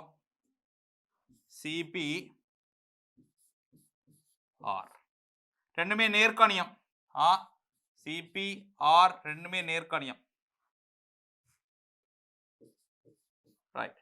அப்ப நாங்கள் எழுதலாம் சிபி வர்க்கம், அப்படியே வர்க்கிச்சு விடலாம். மரக்கணியம் என்றா வர்க்கிக்க இயலாது, குறி மாறலாம். ரெண்டுமே பாசிட்டிவா இருக்கபடியா நேர்கணியமா இருக்கபடியா குறி மாறாமல் வச்சுக்கொண்டு வர்க்கிக்கலாம். வர்க்கிச்சால் சிபி வர்க்கத்தை இவர் எழுதலாம் x1 சக g இந்த வர்க்கம் y1 சக f இந்த வர்க்கம். r வர்க்கத்துக்கு எழுதலாம் சய c. x வர்க்கம் 2g x1 g வர்க்கம், y வர்க்கம் f வர்க்கம், g வர்க்கம் f வர்க்கம் சய c. g வர்க்கம் g வர்க்கம் f வர்க்கம் f வர்க்கம் கழிவட்டால் x1 வர்க்கம் y1 வர்க்கத்தை எழுதி போடுவோம். y1 வர்க்கம் 2g x1 2f y1 g வர்க்கம் f வர்க்கம் கழிவிட்டு போச்சு.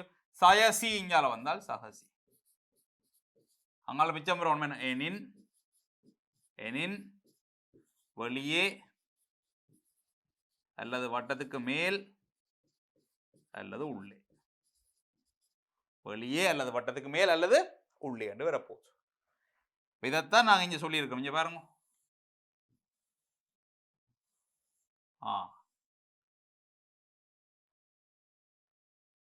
இது பெரிது சமன் சிறிது பூஜ்ஜியம் என்பதுக்கு நாங்க பி எனும் புள்ளியானது இதுல ஆர்டர் மாறி வரணும். இங்க வெளியே வரணும். வட்டத்திற்கு வெளியே, வட்டத்தின் மீது அல்லது வட்டத்திற்கு உள்ளே இருக்கும். அதாவது பெரிது பூஜ்ஜியம் என்றால் வட்டத்துக்கு வெளியே, சமன் பூஜ்ஜியம் என்றால் வட்டத்தில், சிறிது பூஜ்ஜியம் என்றால் வட்டம். இப்போ இது யாருன்னு பார்த்தீங்கன்னா x1 வர்க்கம் y1 வர்க்கம் 2g x1 2f y1 சக c என்றது யாருன்னு பார்த்தீங்கன்னா வட்டத்தின் சமன்பாட்டில் இந்த x1 y1 கொண்டே பிரதியிடுறது. பாருங்க வட்டத்தின் சமன்பாடு என்ன? x வர்க்கம் y வர்க்கம் 2gx 2fy சக c சமன் 0. இந்த xக்கு பதிலாக x1 போடுறது, yக்கு பதிலாக y1 x1 y1 போட்டா வருது. அப்ப நான் நேரடியாக எப்படி சொல்லலாம்? இதுதான் எஸ் என்று சொன்னோம் என்றால் வட்டம் இப்படி சொல்லலாம். இங்க பாருங்க, எஸ் இல்ல பிய பிரதியிட்டால் வட்டத்தின் சமன்பாடு எஸ் இல பிய பிரதியிட்டால் பெரிது சமன் சிறிது பூஜ்ஜியம் என்பதற்கு நாங்க வெளியே அல்லது வட்டத்தின் மீது அல்லது உள்ளே வட்டத்துக்கு வெளியே அல்லது வட்டத்தின் மீது வட்டத்துக்கு. அப்போ என்ன செய்யணும்? வட்டத்தின் சமன்பாட்டை எடுக்கணும். சமன்பாட்டை எடுத்து போட்டு தரப்பட்ட புள்ளியை அதில் பிரதிடணும். பிரதிட்டு வர விடையை பார்க்கணும். விட பெரிது பூஜ்ஜியம் என்றால் வட்டத்துக்கு வெளியில் இருக்க போது புள்ளி. விடை சமன் பூஜ்ஜியம் என்றால் வட்டத்தின் பரிதியில் இருக்க போகுது.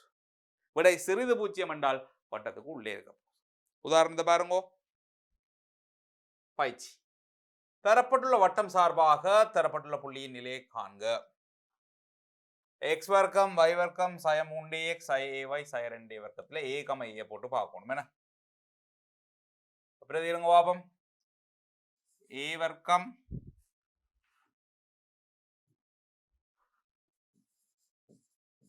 a வர்க்கம் 3a வர்க்கம் sin 2a வர்க்கம்.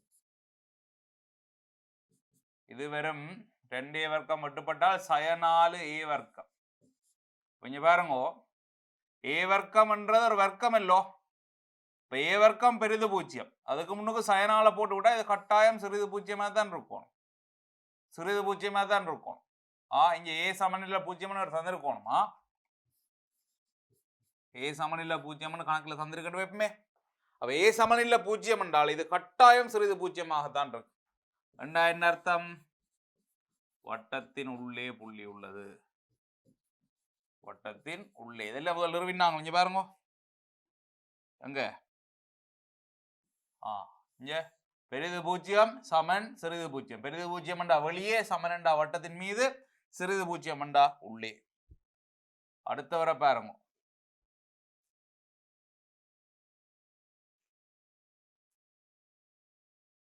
வட்டத்தின் வடிவத்துக்கு மாத்துவோம். இருக்கும் எக்ஸ் வர்க்கம் y வர்க்கம் ரெண்டால பிரிச்சு விடுவோம்.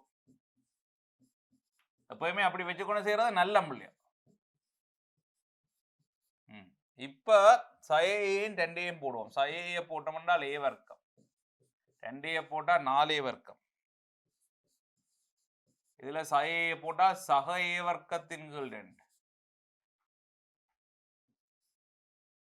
சய 2ஐ போட்டால் இதுல a வர்க்கம் தான் வரும். a வர்க்கத்தின் கீழ் 2. a வர்க்கத்தின் கீழ் 2 a வர்க்கத்தின் கீழ் 2 வெட்டுப்பட்டால் 4a வர்க்கம் மிச்சம். 4a வர்க்கம் என்றது நிறை வர்க்கம் பெரிது பூஜ்ஜியம். இங்கே a சமநிலை பூஜ்ஜியம் எடுப்போம். a சமநிலை பூஜ்ஜியம். பெரிது பூஜ்ஜியம் என்றா வட்டத்துக்கு வெளியே, வட்டத்துக்கு வெளியே. இவர்ல பாருங்க 2,2 போட்டு பாப்போம். 2,2 போட்டா 4 4 sin 2 சக 6 sin 4 8 6 போனா 8. பெரிது பூஜ்ஜியம் வெளியே. அடுத்த உள்ளே பாருங்க, சயோண்டு சயமூண்டு. சயோண்டு 9 சகோண்டு சயமூண்ட போட்டு அதுவும் 9 sin 4. 20ல் 4 போனால் 16. அதுவும் பூஜ்ஜியம், பெரிது பூஜ்ஜியம் வெளியே இருக்கும். என்ன ரைட்? அப்ப இதான் சுகமான வேலை. என்ன? வட்டத்தின் சமன்பாட்டில் தரப்பட்ட புள்ளின்னு ஆள்குருல பிரதிடுறது. அந்த பிரதிட்டு வார விட பெரிது பூஜ்ஜியம் இருந்தால் வட்டத்துக்கு வெளியில இருக்கும், சமன் பூஜ்ஜியம் வந்தால் வட்டத்தின் பிரதியிலே இருக்கும், சிறிது பூஜ்ஜியம் வந்தால் வட்டத்துக்கு உள்ளே இருக்கும். இப்ப பாருங்க, வட்டம் தொடர்பாக நேர்கோடு ஒன்றின் நிலை. இவ்வளவு நேரம் பார்த்தாங்க வட்டம் தொடர்பாக புள்ளி ஒன்றின் நிலைமை, நிலை பொசிஷன். அதாவது வட்டத்துக்கு உள்ளேயோ வட்டத்திலேயோ வெளியோ. இதை மாதிரி கோட்டுக்கும் கீறலாம் தானே. பாருங்க கொஞ்சம் பாருங்க, இப்படி ஒரு வட்டம் இருக்குண்டா கோடு இப்படி போகலாம், இப்படி போகலாம், இப்படி போகலாம். இது வட்டத்துக்கு வெளியே இருக்கிற கோடு, இது வட்டத்தை தொட்டு கொண்டு போற கோடு, இது வட்டத்துக்கு உள்ளே இருக்கிற கோடு. விளங்கிச்சோ? அப்ப இது என்னன்னு காண போறோம்டா இங்க பாருங்க. இதுக்கு இப்படி ஒரு லாஜிக்கா போடலாம். இங்க இதுல எங்க நேரோட்ல படிச்ச இன்னொரு விஷயம் தேவைப்படா போதுங்க எழுதுறேன் பாருங்க. இப்படி ஒரு கோடு போனால் இந்த கோடு ax சக by சக c சமன் சைவர் என்றால் இந்த புள்ளி x1 y1 என்றால் இந்த புள்ளியில இருந்து இந்த கோட்டுக்கு கீறுற செங்குத்து தூரம் எவ்வளவு சொல்லுங்க பாப்போம். d சமன் ax1 சமன் ax1 by1 सह c a வர்க்கம் சக b வர்க்கம் என்ன இந்த தியரி எங்களுக்கு இங்க தேவைப்பட போகுது. என்னென்னு தேவைப்பட போகுது என்றால் இங்க பாருங்க,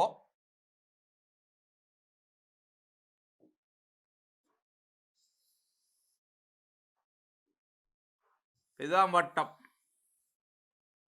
இதான் அந்த கோடு, வட்டத்தின் மையம், ரைட். வட்டத்தின் சமன்பாடு என்ன எழுதுறாங்க? எக்ஸ் வர்க்கம் சக y வர்க்கம், எங்க வட்டம் இது எக்ஸா a வர்க்கம் y b வர்க்கம் r வர்க்கம் என்பதுதான் வட்டம்.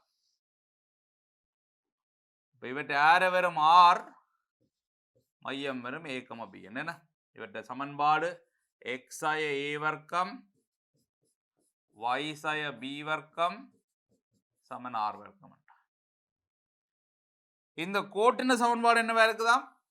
y சமன் mx சக c, l சமன் mx y சக c சமன் 0.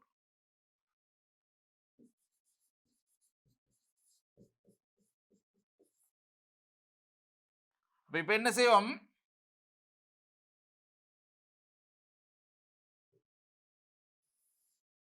செங்குத்தொண்டு அடிப்போம். அதாவது மையத்திலிருந்து இந்த கோட்டுக்கான செங்குத்து, அதை நான் டி என்று வைக்கிறேன். இப்ப டி எழுதலாம் பாருங்க, அங்க பாவிச்சு அதே தியரியை பாவிச்சு ஏக்கம் பி முதல் இதில் பிரதியிடுங்க. MA சய B சக C வர்க்கமூலம் குணகங்களை வர்க்கிச்சு கூட்டணும். m வர்க்கம் சய ஒன்றின் வர்க்கம்.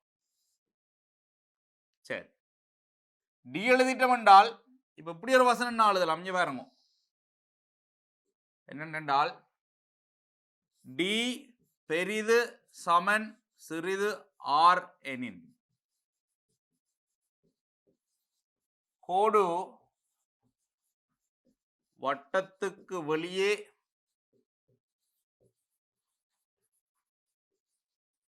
அல்லது வட்டத்தை தொடும் அல்லது வட்டத்துக்கு உள்ளே.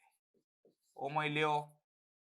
அதாவது டி ஆரை விட பெரிதாக இருந்தென்றால் கோடு வட்டத்துக்கு வெளியில, டியும் ஆரும் சமனாக இருக்கும் என்றால் வட்டத்தை தொட்டு கொண்டு போகும். டி சின்னனாக இருந்தால், ஆரை விட சின்னனாக இருந்தென்றால் கோடு வட்டத்துக்கு உள்ள வரும். அப்ப இதை நாங்கள் எழுதுவோம் பாருங்க. எம் ஏ சய பி சக சி எழுதுவோம். என்ன இதில் எழுதுவோம். டிக்கு பதில் என்னண்டு மட்டு MA சய B சக C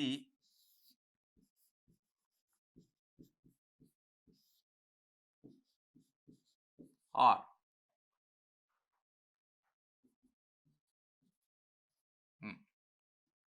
இப்ப அவர் என்ன தந்திருக்காருன்னு பாருங்க.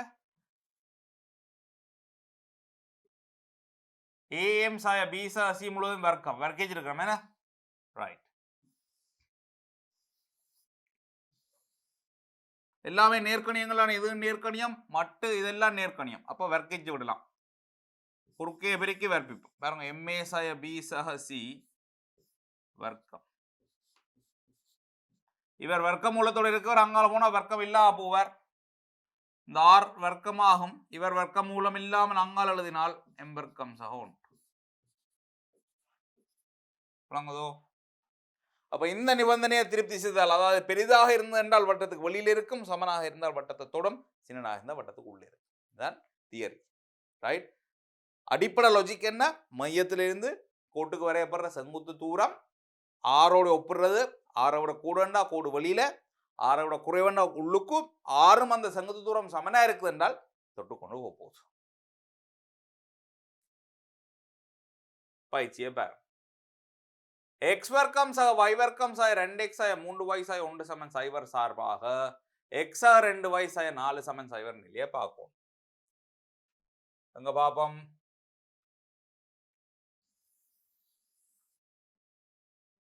இதுதான் x வர்க்கம் y வர்க்கம் சய 2x சய 3y சய 1 சமன் 0.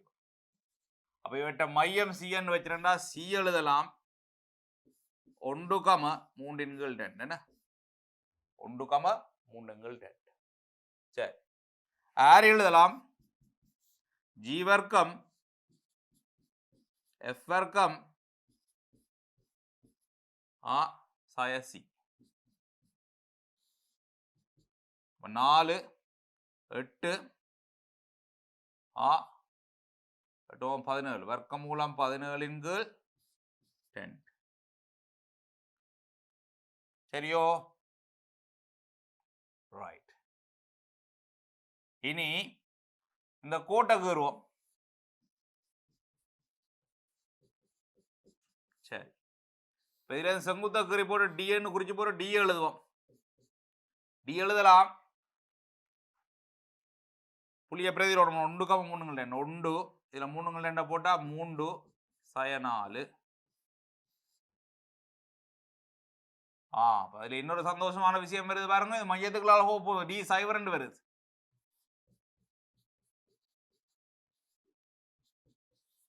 டி சைவர் வருது.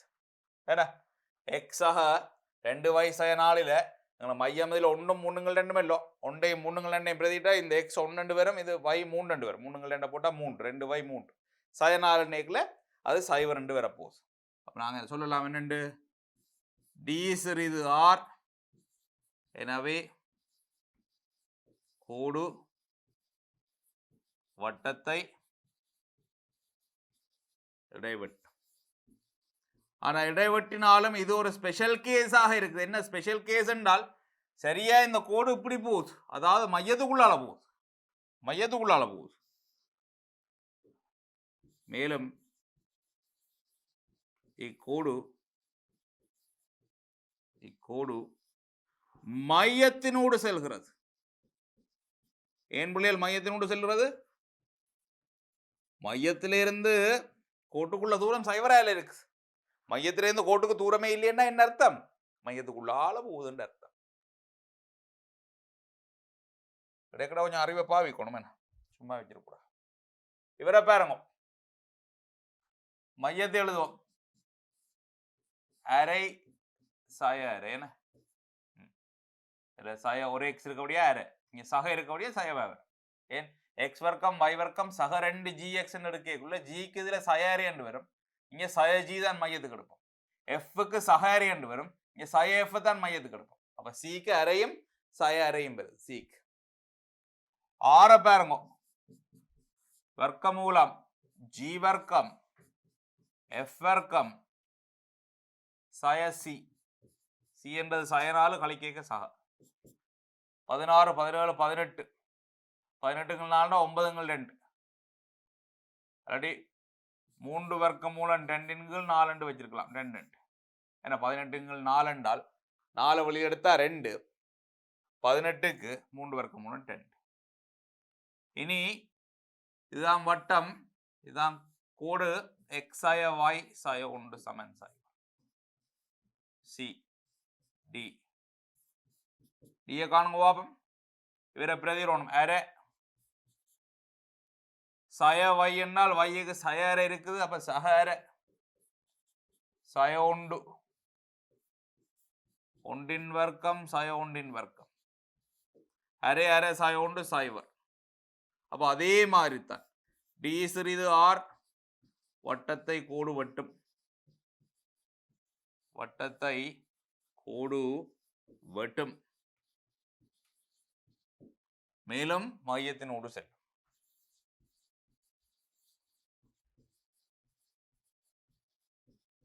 மையத்தினோடு செல்லும். ஏன் மையத்தினோடு செல்லும்? மையத்திலிருந்து கோட்டுக்கான தூரம் சைவராக இருக்கபடியா. அடுத்தது 3x 2y 30 எனும் கோடு எக்ஸ் வர்க்கம் y வர்க்கம் சய 10x சய 2y சக 13 சைவரனை தொடுமென காட்டி தொடுபுள்ளி 4 காண்க. வட்டத்தின் மையத்தை எழுதுவோம் 5,1. ஆரை எழுதுவோம், ஆரை எழுதுவோம் 25 சக 1 சய 13. அப்ப 26ல 13 13 வர்க்கமூலம் 13. இனி மையத்திலிருந்து கோட்டுக்கு 3x சக 2y சய 30 சமன் சைவர்ல சியில இருந்து 5,1 இருந்து தூரம் 5 பிரதிட்டா 15 2 சய 30 கீழே 3 வர்க்கம் 2 வர்க்கம் 15 17 13 மட்டுக்குள்ள இருக்கபடியா சக 13 தான் வரும். சய 13 இருந்தாலும் மட்டு அடிச்சிருக்கபடியா சக 13 9 4 13 விட வர்க்க மூலம் 13 பாருங்க டி வர்க்க மூலம் 13 6 வர்க்க மூலம் 13 இது என்னன்னு வரலாம் என்றால் வட்டம் தொட்டு கொண்டு போற மாதிரி வரும். ரைட் தொட்டு கொண்டு போற மாதிரி 6 டியும் சமனா இருக்க போகுது. இப்ப அடுத்த கேள்வி என்னென்றால் தொடுபுள்ளியின் ஆள்கூறுகளை காண்க. தொடுபுள்ளியின் ஆள்கூறுகளை காண்க. உங்களுக்கு தெரியும் இது மையம் 5,1 இந்த கோடு என்ன 3x 2y சய 30 சமன் சைவர். இப்ப இந்த புள்ளியின் x நோட் y நோட்டை கேட்கிறேன். தொடுபுள்ளியின் ஆள்கூறு x நோட் y நோட் காண்றா ரெண்டு வேலை செய்யணும். ஒன்று x நோட் y நோட் இதை திருப்தி செய்யும் பார்க்கணும். அடுத்தது படித்திறன்கள் செங்குத்தா இருக்கும். அப்ப எழுதுவோம் y நோட் சாய 1 x நோட் சாய 5 தர இவற்ற படித்திறன் சய 3 சமன் சய 1 3 y நோட் சய 3 சய வட்டி போட்டு 10x நோட் சய 5 10x நோட் சய 10. இதில் இருந்து நாங்கள் y நோட் எழுதலாம் 2 x நோட் இது அங்கே கொண்ட சய 7 சய 7 இதை கொண்டு இதில் பிரதிடுவோம் 3x நோட் 2 y நோட் இதை போடுங்க 2 x நோட் சய 7 சய 30 சைவர். 3 பெருக்குங்க 9x நோட் 4x நோட் சய 14 சய 90 சைவர். 13x naught 104 x naught 8 x naught 8 இதுல பிரதிடலாம்.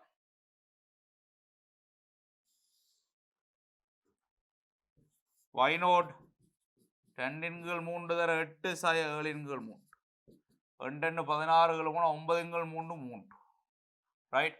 அப்ப இந்த புள்ளியை நான் என்னென்று வச்சேன்னால் என்னென்ற ஆள்கூறு 8,3. ஆக நேர்கோட்டில் படித்த சில விஷயங்களை மறக்கக்கூடாது. ஒரு கோடு இருக்குது அதுக்கு செங்குத்து கூறுறோம் என்றால் ரெண்டு விஷயம் ஞாபகம் இருக்கணும். ஒன்று செங்குத்துண்ட அடியின் ஆள்கூறு நேர்கோட்டின் சமன்பாட்டை திருப்தி செய்யணும். ரெண்டாவது நேர்கோடு இன்னொரு கோட்டுக்கு செங்குத்து என்றால் ரெண்டு பேர்ட்ட படித்திறனையும் எடுத்து பெருக்கினால் -1 வரும் சய 1 வரும். அதுதான் பாவிக்கிறாங்க. சய 1 பாவிச்சினாங்க முதல் இது எடுத்துனாங்க. அப்புறம் அதை கொண்டு போய் கோட்டை திருப்தி செய்யணும்னு சொல்லி போட பிரதியிட்டாங்க. சுருக்கினால் x-க்கு 8 y-க்கு 3 விளங்கிச்சோ. திருப்பி இருக்கா பாருங்க. அது நல்ல கேள்வி திருப்பி செய்து பாருங்க. அடிப்படையில் சரியா விளங்கணும் பிள்ளை. ரெண்டு விஷயம். ஒன்று கோஆர்டினேட் ஜியோமெட்ரியில கேள்வி செய்யறா ரெண்டு விஷயம். ஒன்று அடிப்படையில் விளங்கி இருக்கணும். ரெண்டாவது சில தியரியில் ஞாபகம் இருந்தே ஆகும். புள்ளியிலேருந்து கோட்டுக்கான செங்குத்து தூரம், புள்ளியிலேருந்து கோட்டுக்கு இருக்கிற செங்குத்துன்னு அடி என்னன்னு காண்றது, இப்படி சில பேசிக்ஸ் இருக்குது, சில தியரியல் இருக்குது. இது ஞாபகம் இல்லைன்னா கணக்கு செய்யவே இயலாது. அங்கே யோசிச்சோன்னு நிற்கலாது. சர்டன் தியரிஸ் உங்களுக்கு ஞாபகம் இருந்தே ஆகணும். அது இல்லை என்றால் கணக்கு செய்யலாது. அடுத்தது எக்ஸ் வர்க்கம் சக y வர்க்கம் சக 6x சக 2y சக 8 சமன் சைவர் வட்டத்துக்கு தொடலியாகுமாறு y சமன் mx இன் பெருமானம் காண்க. y சமன் mx ல m இன் பெருமானம் காண வேண்டியிருக்கும். என்ன தொடலியா வரணும்டா இப்ப என்ன செய்யணும் பாருங்க. இதான் வட்டம், ரைட்? இதான் தொடலி, மையம், செங்குத்து. மையத்தின் ஆளூர் என்னவா இருக்கும்? 3,1. சி தொடலி y சமன் mx தான். m இன் பெருமானம் தான் கேட்கிறேன். ஆரே சொல்லுங்க பாப்போம். ആര് ആർ എന്ന് വെച്ചിട്ടുണ്ടാൽ ആർ വരും ആ 3,1 பிரதிரோணம் என்ன இதனால் எழுதலாம் mx sin y சமன் sin பிரதிரோணம் பாப்போம் 3 m sin 1 கீழே m வர்க்கம் சக 1 சரி அதே நேரம் ஆரே இன்னொன்று இதுல வட்டத்தை வச்சு ஒன்று எடுக்கலாம் ஆரே பாருங்க ஆரே g வர்க்கம் f வர்க்கம் sin c வர்க்கமூலம் 10 இது ரெண்டையும் சமப்படுத்துங்க பாப்போம் 3m sin 1 m வர்க்கம் சக 1 சமன் வர்க்கமூலம் 10 வர்க்கீங்க 3m sin 1 2 m வர்க்கம் சக 1 இதுல வர்க்கம் 9m வர்க்கம் sin 6m சக 1 2m வர்க்கம் சக 2 7m வர்க்கம் sin 6m sin 1 சைவர் m 7m 1 1 இதுல சாய இருக்கபடியால் இங்க சாய இங்க சக m sin 1 சமன் சைவர் 7m சக 1 சமன் சைவர் m சமன் 1 m சமன் sin 1 இன் கீழ் உங்களோட சமன்பாடுகள் என்ன m கொண்ட போட்டால் y சமன் x அல்லது y சமன் sin 1 இன் கீழ் x y சமன் mx க்கு சாத்தியக்கூறு 2 இருக்குது புள்ளிகள் அது எப்படி அந்த ரெண்டு சாத்தியக்கூறு வரும்டா இங்க பாருங்க வட்டத்தின் மையம் எங்க 3 1 ஆர் எவ்வளவு வர்க்கமூலம் 10 உங்களோட வட்டம் எப்படி வரப்போகுது என்றால் x அச்சு y அச்சு 3 1 இங்க வர்க்கமூலம் 2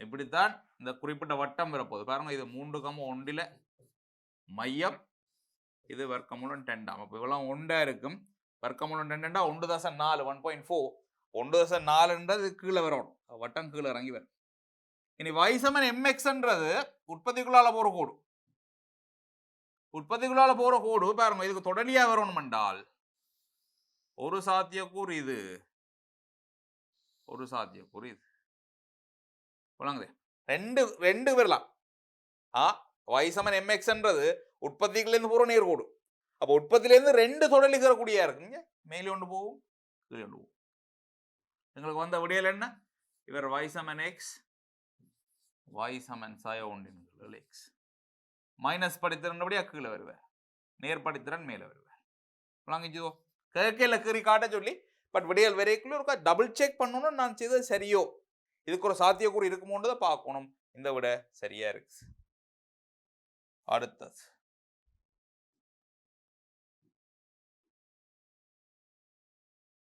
பதினஞ்சு 5 7 sin என்பன விட்டம் ஒன்றின் முனைகளாக உள்ள வட்டத்தின் சமன்பாட்டை காண்க அதை உங்களுக்கு நேரடியாக எழுதலாம் என்னண்டு x ஆய 5 x ஆய 15 x ஆய 7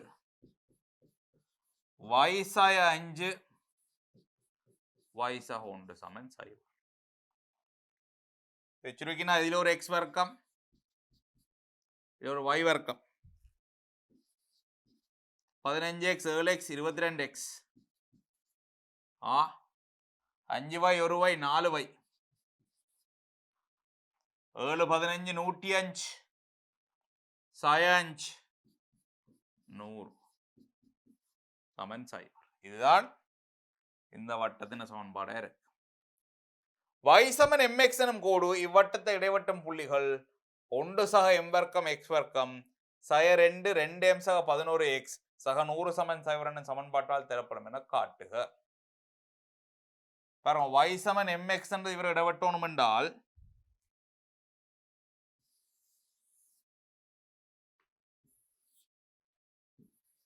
y சமன் mx இவற்றை சமன்பாடு எடுத்து நாங்கள் இப்ப என்னண்டு x வர்க்கம் y வர்க்கம் 22x 4y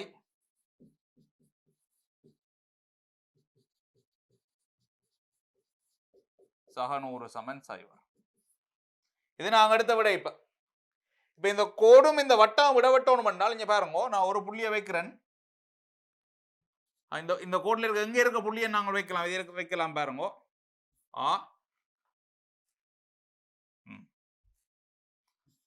x0 mx0 என்று வைக்கலாம்.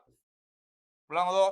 x0 mx0 என்று வைக்கலாம். என்ன விடைய பாருங்க, விடையில y இல்ல, விடையில y இல்ல, y நீக்கியாச்சு. அப்ப y நீக்கிறதுக்கான என்ன செய்யறோம்னா x இன் சார்பில் y எழுதுவோம். x0 என்று வச்சோம்னா mx0. அப்ப இதை இடவட்டைக்குள்ள இந்த ரெண்டு புள்ளியிலையும் இவர் என்ன செய்யணும், திருப்தி செய்யணும். அப்ப நாங்கள் எழுதுவோம் இடைவெட்டும் புள்ளிகளில்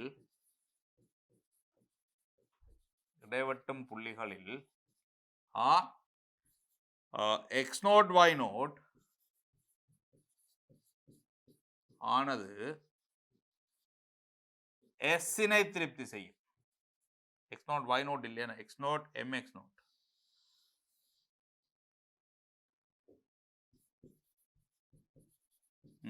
x0 y0 ஆனது இனை திருப்தி செய்யும்.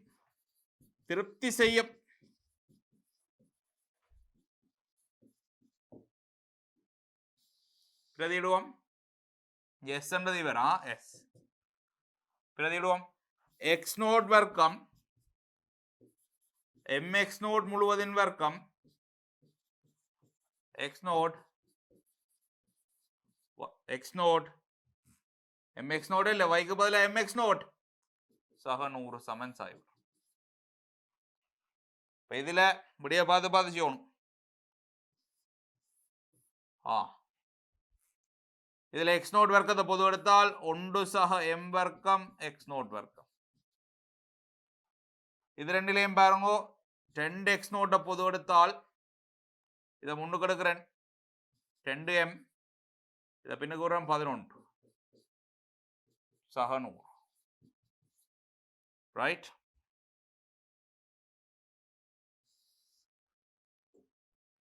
இரு புள்ளிகளுக்கும் பொதுவாக x0 என்றது நான் ஒரு குறிப்பிட்ட புள்ளியை தான் எடுத்தான். இரு புள்ளிகளுக்கும் பொதுவாக x0 சமன் x என்று போடும். அதாவது x0 என்றது நான் சும்மா எடுத்தான், இப்ப குறிப்பா அந்த ரெண்டு புள்ளி வரப்போதில்லோ அது ரெண்டையும் x என்று போட்டோம் என்றால் 1 சக m வர்க்கம் x வர்க்கம் சக 100 சமன் 0.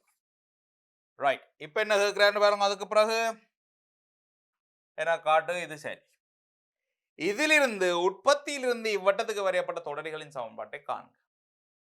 இதுல தொடலி என்று சொல்லிக்குள்ள என்ன நடக்கும்ன்றது பாருங்க. இப்ப இது தொடலி ஆக்கிக்குள்ள இப்ப நாங்கள் என்ன கண்ட, நாங்கள் இங்க பாருங்க, வட்டம் இப்படி இருக்க உற்பத்தியில இருந்து 0 இருந்து வரையப்பட்ட நேர்கோடு y சமன் mx என்ற நேர்கோடு இந்த வட்டத்தை ரெண்டு புள்ளியில வெட்ட போது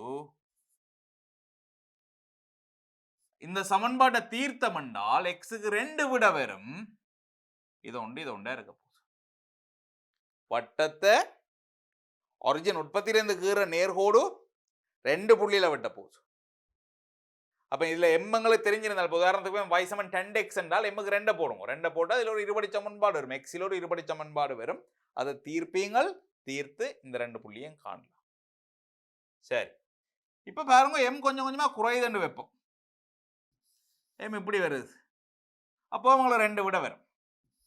எம் இப்படி வருது, அப்போ அவங்கள 2 விட வரும். அப்ப இந்த இருபடி சமன்பாடு 2 தீர்வு ஒன்று இருக்கு. ரைட். எம் இப்படி வரைக்குள்ள என்ன நடக்க போகுதுன்னு பாருங்க. 2 புள்ளி இல்லையா எங்களுக்கு ஒரே ஒரு புள்ளியில தான் வெட்டுது. வட்டமும் கோடும் இடவெட்டுறது ஒரே ஒரு புள்ளியா இருக்க போகுது. அப்ப இந்த 3க்கும் 2 இடத்துல வட்டம் வெட்டுதல்லோ, எக்ஸுக்கு 2 தீர்வு இருக்கு. எக்ஸுக்கு 2 தீர்வு இருக்கும் என்றால் டெல்டா எக்ஸ் பெரிது 0 இருக்கும். இருபடி சமன்பாட்டில் படிச்சாங்க, குவாட்ரட்டிக் ஈக்குவேஷன்ஸ்ல என்ன படிச்சாங்க, தீர்வு 2 வேறு வேறான தீர்வு இருக்கும் என்றால் டெல்டா பெரிது 0. ரெண்டா இவருக்கு என்ன நடக்கும் சொல்லுங்க, டெல்டா சமன் 0 இருக்கணும் என்றால் 2 தீர்வும் கிட்ட கிட்ட கிட்ட கிட்ட வந்து ஒரு இடத்துக்கு வந்துட்டு. அப்ப இந்த குறிப்பிட்ட இதுல இருக்கிற y சமன் mx இந்த m பெருமானத்துக்கு m ஒரு விட தெரிஞ்சிருக்கு தானே புள்ளி. அந்த m கொண்டு இதுல போட்டு சுருக்கினம் என்றால் x க்கு ஒரே ஒரு விட தான் பெறணும், 2 விட வராது. அதுவே இன்னும் கொஞ்சம் விஞ்ஞால வந்துட்டது என்றால் y சமன் mx என்றது இப்படி வந்துட்டது என்றால் எங்களுக்கு தீர்வு இருக்கல. அது ஏன் இது எப்படி எடுத்தினாங்க? வட்டத்தையும் கோட்டையும் இடைவெற்ற புள்ளிகள் எடுத்தினாங்க. இப்போ கோடு இடைவெட்டாது என்றால் தீர்வு இல்ல, டெல்டா எக்ஸ் சிறிது பூஜ்ஜியம் என்று வரும். விளங்கிச்சதோ? அப்ப எங்களுக்கு இப்ப தேவை தொடலியல். அப்ப தொடலி ஆகும் பொழுது எழுதுவோம் y சமன் mx தொடலி ஆகும் போது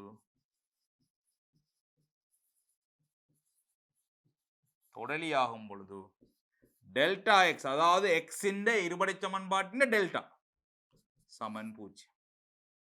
டெல்டான்னு பாத்தீங்கள் என்றால் இதுதான் எங்களுடைய இருபடை சமன்பாடு. பி வர்க்கம் sin 4ac. இங்க பி என்றால் இந்த ரெண்டோட சேர்த்து இருக்கும். 2m சக 1 பி வர்க்கம் sin 4ac a c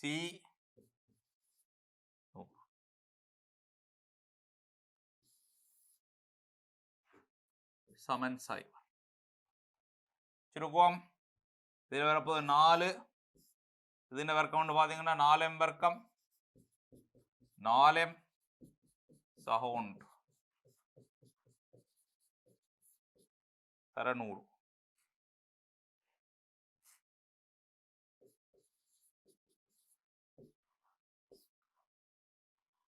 நாலு வர்க்கம் இதுல 100m வர்க்கம் உண்டா 96m வர்க்கம் இதுல 4m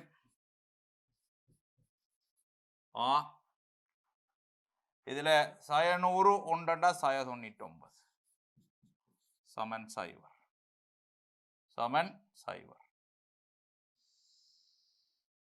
பாருங்க பிள்ளைகள் சரியா உண்டு. இதுல பாருங்க எழுதினது சரியா உண்டு. வாமுருக்கா திருப்பி பி வர்க்கம் sin 4ac பி வர்க்கம் என்றால் இது 2m சக 1 முழுவதின் வர்க்கம் sin 4ac பி வர்க்கம் 2m சக 11 என்ன 2m சக 11 அங்காம்பல விடணும். இங்க பாருங்க 2m சக 11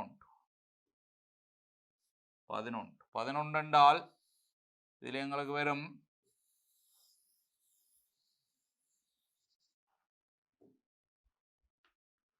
4m வர்க்கம் 22 44 121. இப்ப 4 வெட்டினால் 100m வர்க்கம் இதுல 4m வர்க்கம் 96m வர்க்கம் சக 44m இது சக 121 சக 100 போனால் சக 21. பாருங்க சரியா உண்டு. 96m வர்க்கம் 44 சயவால பெருக்கி வரன் 96m வர்க்கம் சய 44m சய 21 சைவர். 96m வர்க்கத்தை காரணிப்படுத்தலாம்னு பாருங்க. காரணிப்படுத்துறதுனால் இங்க ஒரு 21க்கு 7 3 வரும் 21க்கு 3 7 சரி 96க்கு 24 4 போடுவோம் பாருங்க 72 28 போனா 44 சரி ரைட். சயல்ல வரணும் உங்களுக்கு இவர்ல சயோ போட்டாதான் சய 72 பெருசா இருக்கு. இங்க சமன் சை. இப்ப 4m சய 3 சமன் சைவர் 24m சக 7 சமன் சைவர். m சமன் 3 4 m சமன் சய 7 24.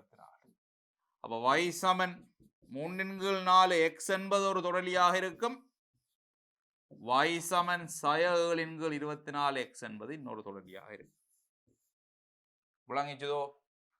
அப்ப எப்படி ஒரு கோடு வட்டத்தை இடவற்ற புள்ளிகளுக்கு ஒரு சமன்பாடு எடுத்து போட்டு அது எக்ஸின் இருபடி சமன்பாடை வச்சு கொண்டு அந்த கோடு தொடலியாகக்குள்ள என்ன நடக்கணும்? 2 இடத்துல வெட்டாது, ஒரு இடத்துல இட வெட்ட போகுது. அப்ப டெல்டா சமன் சாய்வரண்டதை வச்சுக்கொண்டு சில விடியல் எடுக்கக்கூடியதாக இருக்கு. பார்த்தீங்களோ? அதையும் ஒருக்கா திருப்பி செய்து பாருங்க.